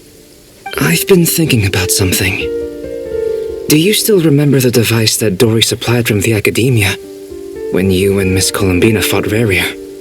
That was one of the most marvelous feats of ingenuity I've ever seen. The design, the craftsmanship, the material selection. I couldn't fault any of it. Not to mention the operating principles. Surely the most ingenious feature of all. Dory didn't go into detail on how it functions, but I have a working theory. The clue was that Miss Columbina was somehow able to use the pyro energy that you provided, despite the fact that, as a moon goddess, she should only be able to use light realm energy in principle. Now, all elemental energy is, of course, derived from light realm energy to begin with. Hence, I suspect that the device works by restoring elemental energy to its original state. This presumes a theoretical model of the 7 elements akin to that of light refracted through a prism. Perhaps it is no mere analogy. Maybe there is indeed a prism in this model. I almost wonder if the idea for the device was conceived based on direct observations of said prism. It would explain how such an ironclad design concept was achieved. It is at once a masterwork of engineering and a groundbreaking application of the Academia's latest elemental theories. I suspect only Lesser Lord Kusanali herself could have devised such an ambitious technology. But back to the energy field before us. If this is pure light realm energy, its relation to elemental energy is one of integration versus division. Or you could say that the former contains the latter. Could this mean that elemental energy can dilute the power of the light realm? Should we give it a try? We should.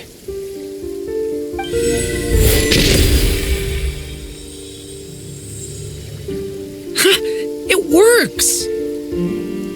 Clear signs of disruption were detected at the periphery of the energy field. This indicates that elemental energy can disturb or even negate the field. Now you try. All right, here goes. It's working! Switch to abyssal energy and attack again. No surprises there. Abyssal power drains the energy field to a significantly greater extent. I now feel confident in asserting that the energy field is indeed pure light realm energy, and that elemental energy can dilute it. But the energy field is huge. How much elemental energy will it take to neutralize it? We don't have to neutralize it completely. We can try other approaches. That's all for theory. Would you like to continue watching? So you knew I was here. Huh? When did you get here? A while ago. But Albedo sounded like he was working on his thesis defense back there. Back in Sumeru. You can end a person's whole career by interrupting them mid-speech. Very thoughtful of you. I'm truly touched. Could I ask you to lend me a hand? With what? A little test. Try using Anima to unleash a concentrated assault with circular blades, with the goal of breaking through at a singular point. Nice! This time it tore through the field. Tremendous. This is a major breakthrough. Should we go through? We probably shouldn't risk having mutually antagonistic energies in such close proximity. Durin, you stay here and watch the entrance. Hat Guy and I will go in to investigate. Sounds sensible to me. Keep your eyes peeled, Durin. Don't worry, I got this. You two be careful in there. Just give me the signal if you need help and I'll dive right in. What do you mean, signal? It's based on a new alchemical concoction I developed last month. When 2 bottles of it are smashed on the ground together, they emit a blinding burst of light. If it comes to that, remember to shield your eyes with your hat. Glad I asked. Thanks for the heads up.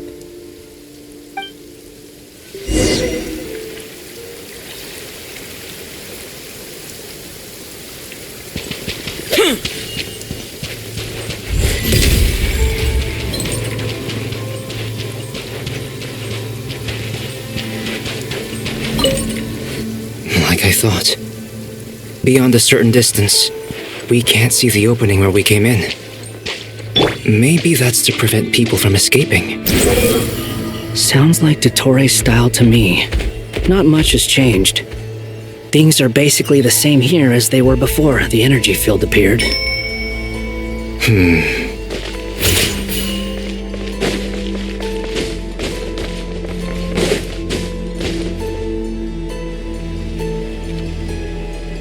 They have no heartbeats and they're not breathing. We can only assume they're dead. But there are no visible wounds. Also, there's an animal squatting next to each body. It's watching us. That's not an animal's gaze. What are you trying to tell us? Doesn't seem eager to talk. I guess maybe it's just an animal after all. Let's keep looking around.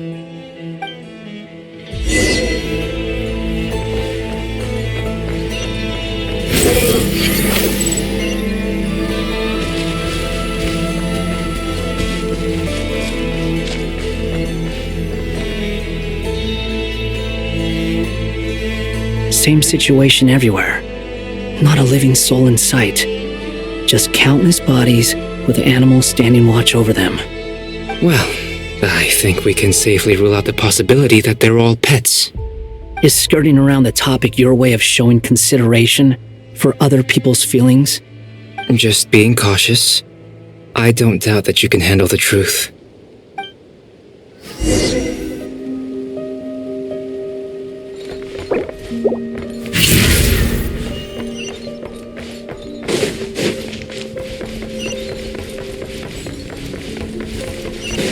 The wind rises. Careful.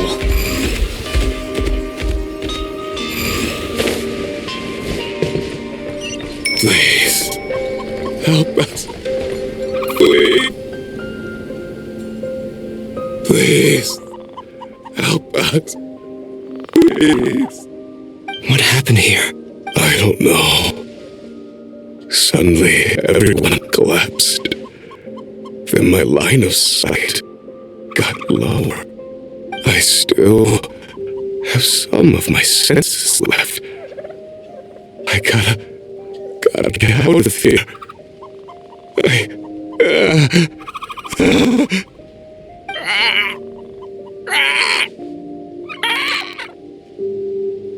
It looks like there's a huge experiment going on inside this energy field. Maybe each energy field is its own giant experiment. Vile.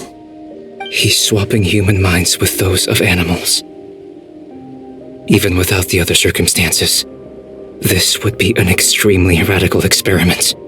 Those people may have lost their sense of selves, but they are not fully animals either. If they were, they would have left. But instead, their instincts are driving them to remain by their dead bodies. We should go. No sense in sticking around here longer than we need to. Agreed. Over there, I hear a voice. Swarm Fury!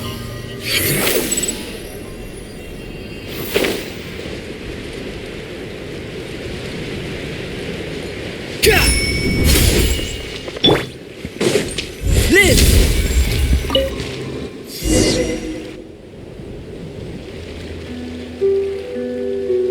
You're back! Everything okay? We saw some things that take a strong stomach. Otherwise, we're fine. We should share our findings with the others.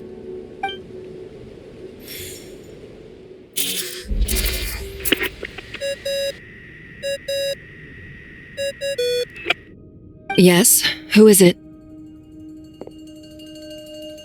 Miss Nefer, it's me, Albedo. We found a way to break through the energy fields. With enough control, it's possible to tear them open using elemental energy.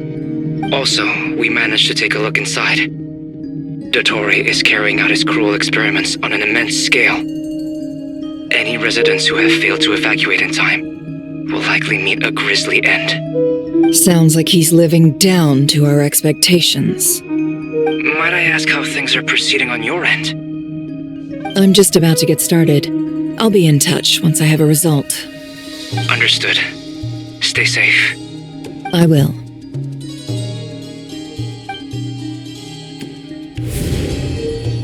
Well, Nefer, I'll link up with you once my tasks are complete.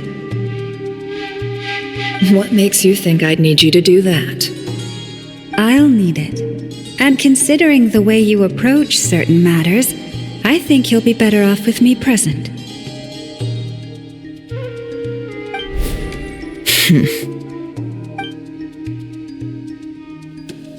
Let's begin. Entering simulation mode. A vast wasteland. Is this the traveler's inner world? I was expecting something more vibrant, to be honest.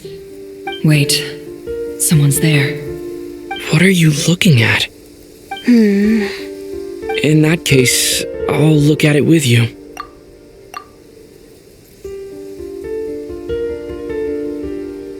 I want to know all about everything you've seen and experienced.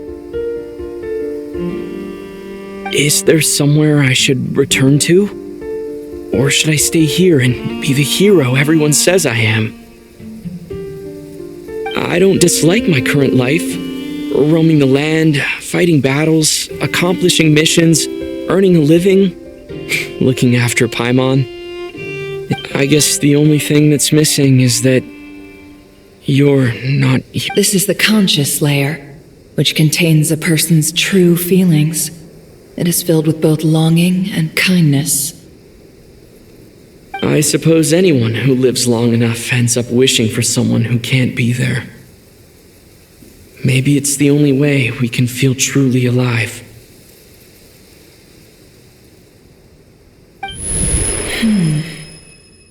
Time to delve a little deeper.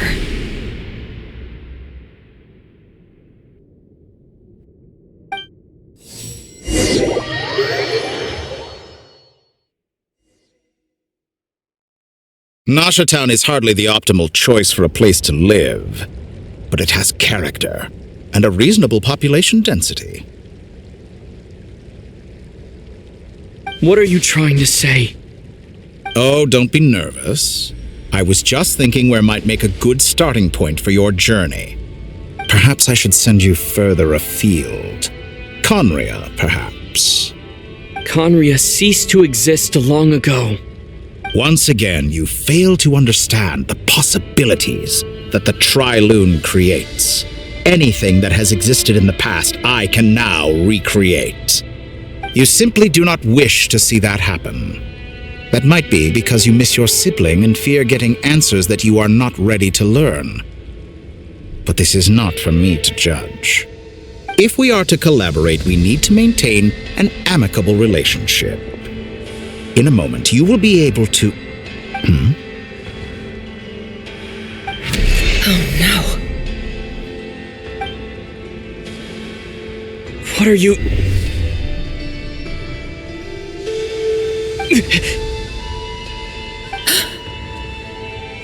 What are you gonna do? Don't move.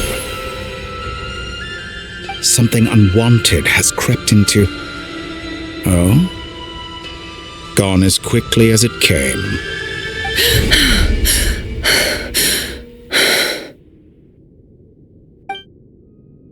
Did you save me? If I hadn't cut the connection, Dottore might have caught you from the other side and destroyed you. This was a good idea, but once is plenty. You were exceptionally brave. Excellent work. Thanks, but now's not the time for that.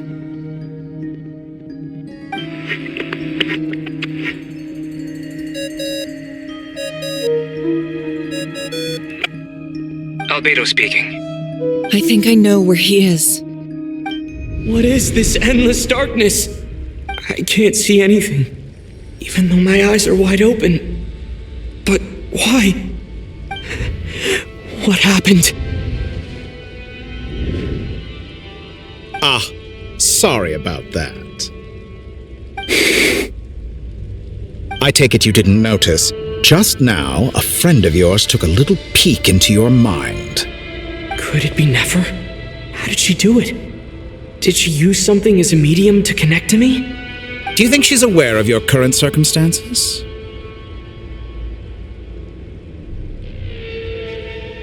Oh dear, have I stunned you into silence? I only wanted to slow down your time a little so I could stop your intruder in her tracks. It would have been nice to capture the spy. I must say, I'm finding the ability to adjust the flow of time rather intriguing. The moment you closed your eyes, time seemed to grow impossibly viscous, didn't it? A whole month passed before you opened your eyes again, but only for you. No one else was affected. I dare say this is something only a god can achieve. Point taken. You've proven once again that you have god-tier powers. Oh, you misunderstand. This wasn't about proving a point. I was testing things out. I find I learn best by doing, and I have to admit, time is not the easiest dimension to control. I only wanted to make you sleep for a short while, but it ended up lasting a whole month. Clearly some finesse is required to wield the authority over time as I wish. I hope you're not angry with me. It was only a month's discrepancy, nothing too serious. Had I been off by a year, a decade, or even a century, that would have been quite a different story. You could have frozen me for millions of years. So much for collaboration. You aren't showing much sincerity. Millions of years? To what end? I wonder if you don't understand humans all that well. They are very pragmatic creatures who understand only that which they can perceive with their senses. If I had you sit here for a week, I imagine people might sympathize. But if I left you here for 100, 1,000, or 10,000 years, the sheer size of that number would cause it to lose all meaning to them. They would not have the capacity to comprehend your suffering, and thus they could not empathize. Unfortunately, while gods do exist in Tevat, it is ordinary humans that account for most of the population. Their lifespans are so limited, their bodies so fragile. Did you ever really hope that they could begin to understand someone like you? Your long life and unique origins make you fundamentally different from them. How long will it be before they start to treat you like the alien you are? Before you are ostracized, outcast?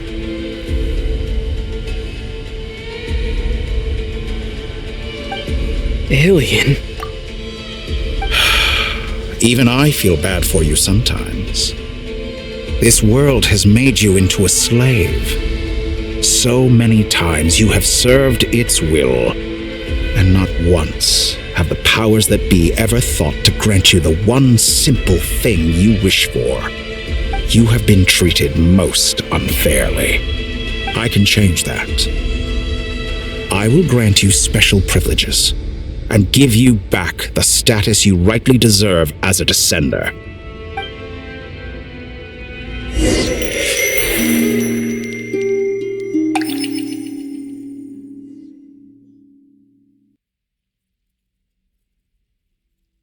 I've entered the past 3 times at this point, but I still have so many questions. For instance, beyond each point being further back in time than the last, what determines the specific locations at which I can make entry? So far, the common thread linking all 3 scenarios is that the traveler has been present. But it's more than that. I know I sensed something familiar around him. What was it? I'll keep this question in mind as I carry on.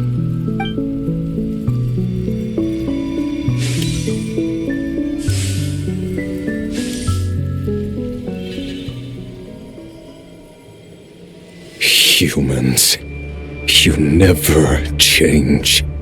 Always trying to use powers you neither comprehend nor control. This looks like Star Sand Shoal. Was this before Rerir regained his physical form?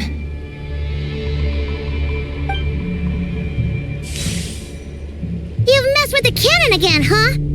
Sorry, But this round's not gonna go your way. The cannon. That's right. I was at Silver Moon Hall and I sensed an abnormal Kuvaki fluctuation coming from Nasha Town. And right after that, came an ominous power emanating from Star Sand Shoal. My body was once torn into countless pieces and hurled into the swirling chaos of time itself. But even so, my life and will were not extinguished. I wonder if I could try to prevent his resurrection.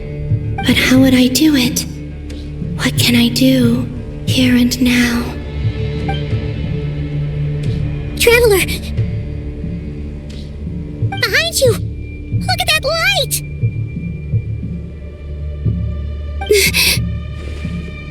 No, I won't make it in time. He's using the Kuvaki shield, like I taught him. Is he going to use it to block the cannon's beam? He's strong. I'm sure he can manage. But the force released when the beam impacts the shield might lead to collateral damage. He's the island. The Frost Moon Scions will be exposed to lethal levels of Kuvaki. A question, if I may, kind Miss Columbina. When the cannon's Kuvaki beam was deflected earlier, I saw several bolts of energy streak toward Hisi Island, only to be blocked.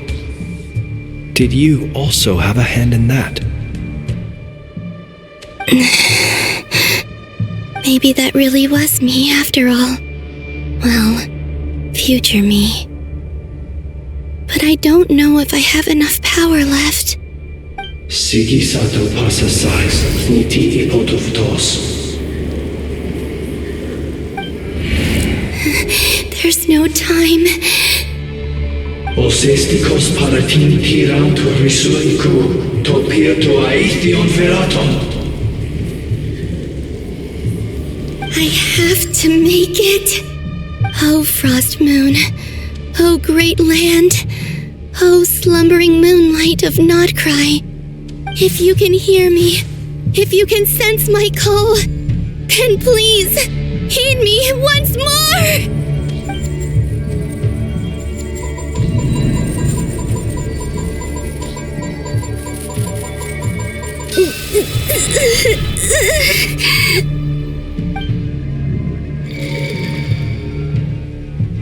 Did it work?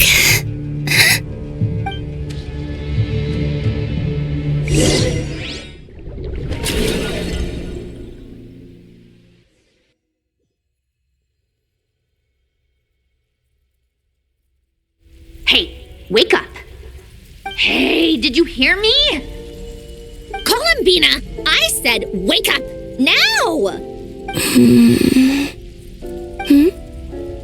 Oh, good morning, Sandrone.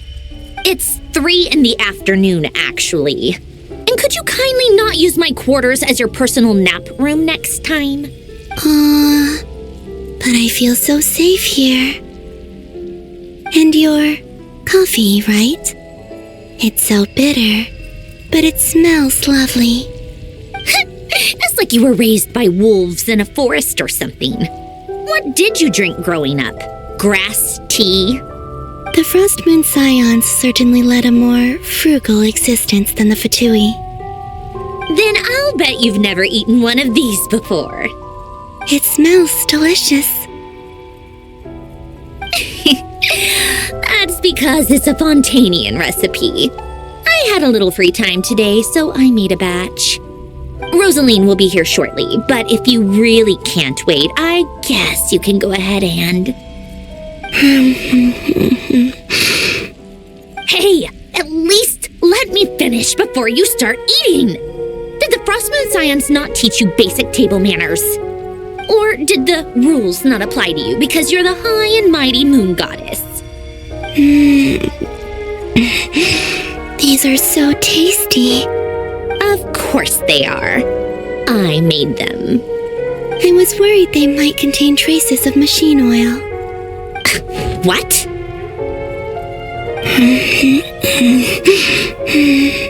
You know, there's something I've always wanted to ask you. did you leave your old home and join the Fatui? I mean, I'm sure their food was awful. But there's gotta be more to it than that. Well, life there didn't go quite how I imagined. What were you expecting? You're a god. Your followers are gonna make some demands of you, right? Surely you can just answer a few prayers here and there in return for the free food and drink. How bad can it be? Well, would you help other people just for free food and drink? The doctor told me that you were created by a great mechanic, Lord something Fisher. The Lord Artificer. Ugh, some people can't keep their mouths shut. Oh, Lord Artificer. And didn't he have something to do with the, narcissist? Narcissenkreuz Ordo. Yes, that was it. Narcissenkreuz Ordo. So, would you try to fulfill their wishes? You must be joking. I wouldn't go even if they paid me.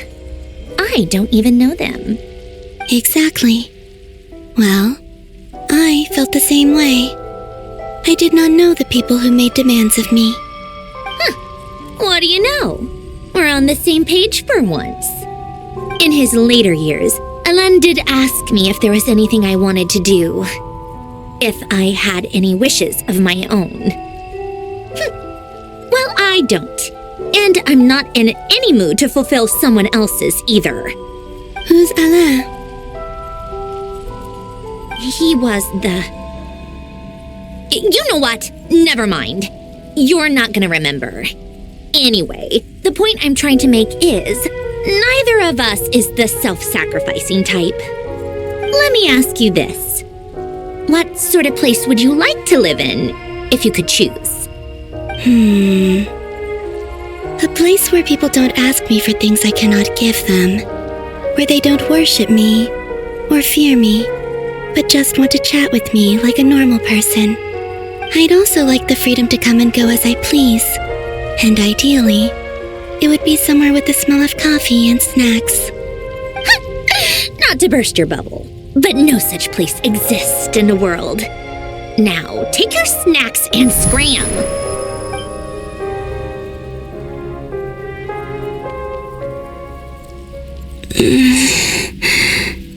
Did I pass out? Of course. I'm back here again. I dreamed of events from my past. Sandrone. Traveler. I miss you all so much. Back there. I guess I managed to harness all the Kuvaki energy on Hisi Island. But how did I do it? Time is flowing backwards here, and I can use that familiar power to enter the world of the past. That mystery ally everyone talked about. It was me all along. I can sense that there isn't much more power remaining up ahead. What lies at the end of all of this? Will time keep flowing into the past? And will I ever find my way back?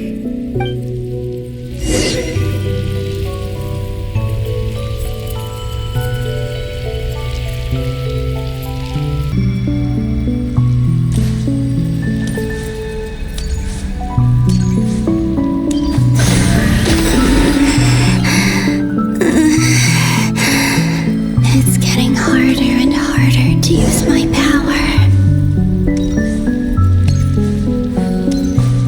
I'm no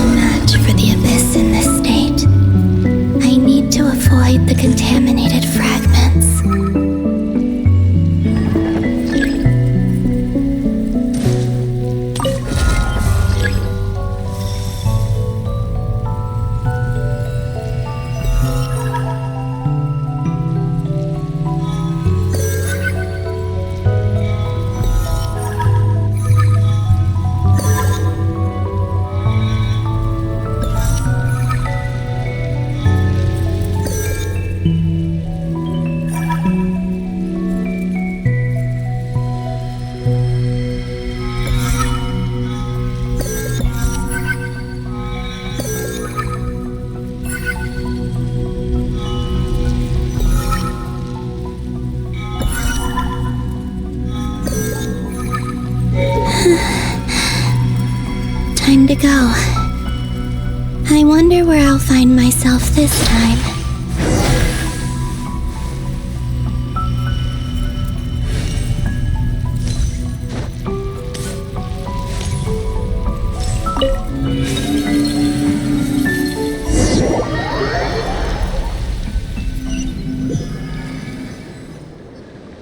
The Final Night Cemetery. This is where Flint's is based. Or not! How are we supposed to read through this many files? Difficult, yes, but it is also our most efficient option. Seems like they're searching for information. Oh, I remember. Flint's and Varga talked about some files on the Wild Hunt. Was this my doing too? To expose the true intentions of this Rereer, we need to dive into Notcry's history. Are my actions changing the past? Or are they simply completing a process? Is all of this inevitable? Or am I the one making these decisions? If I choose not to help them now, will it change how things turn out? Hope we don't land on our heads then. They're my friends. I can't not help them.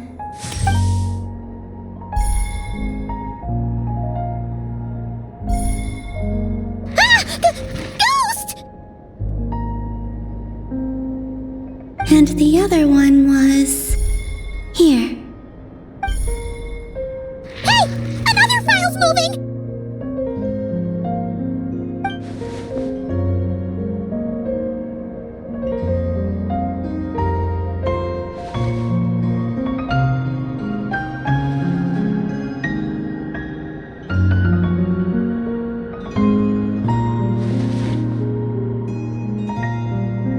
That should do it.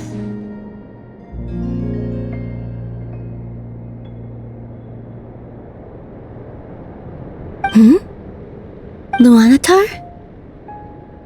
You can sense my presence?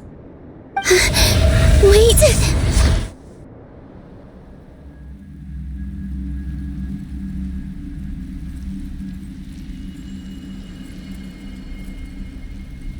Luanatar. So she's that familiar presence I've been sensing all along.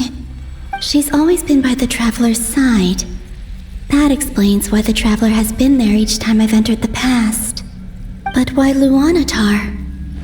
Is it because she has a connection to me as the Moon Goddess's familiar? If so, why not any other Kuhenki? That's...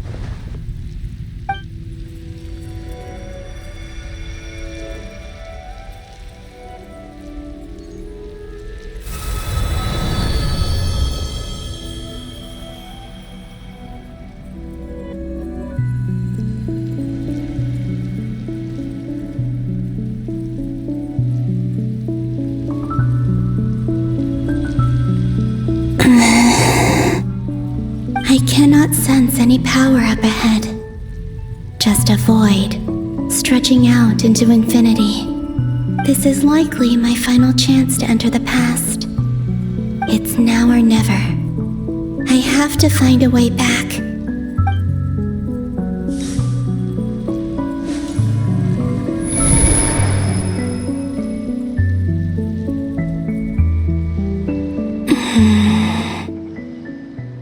Easy Island? How far back in time is this? Where's Luanatar? I can't sense her presence this time.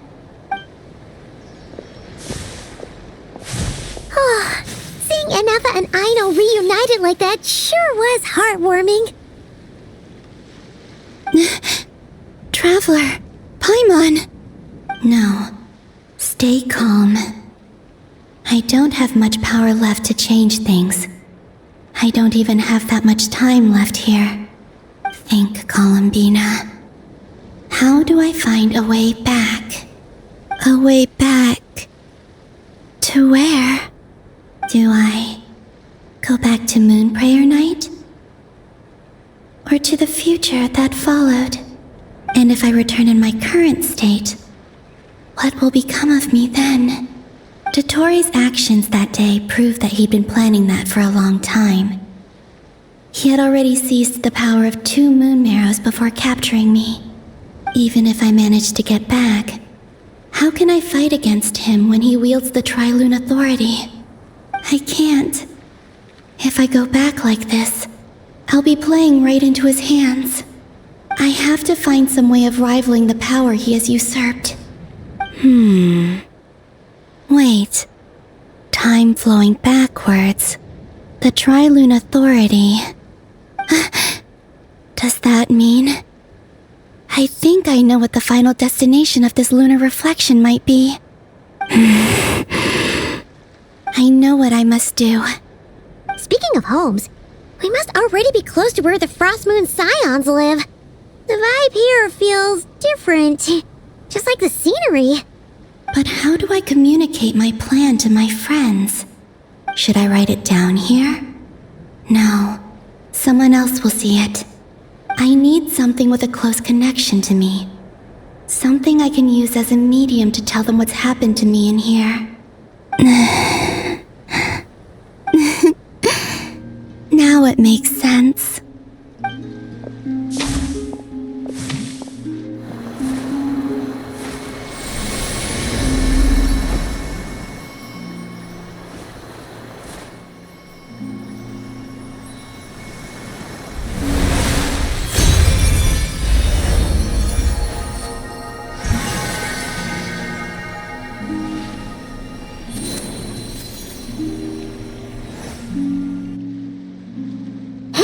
What was that? I feel like some sort of breeze blew by, and then the petals suddenly turned into...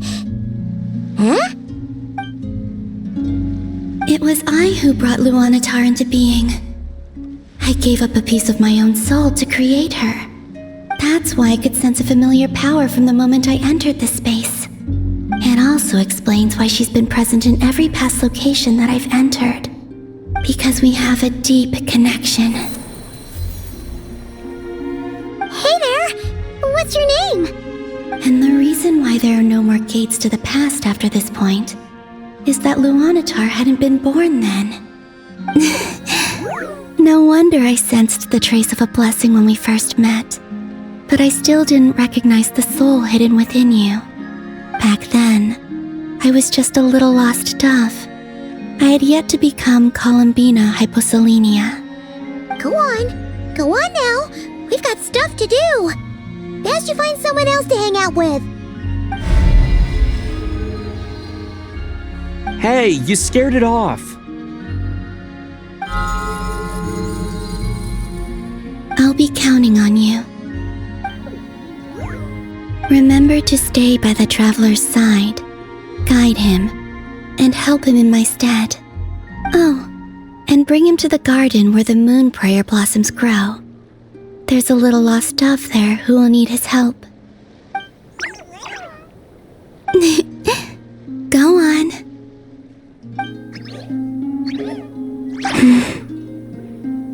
You too. Go and live your story. As for mine must go in a different direction.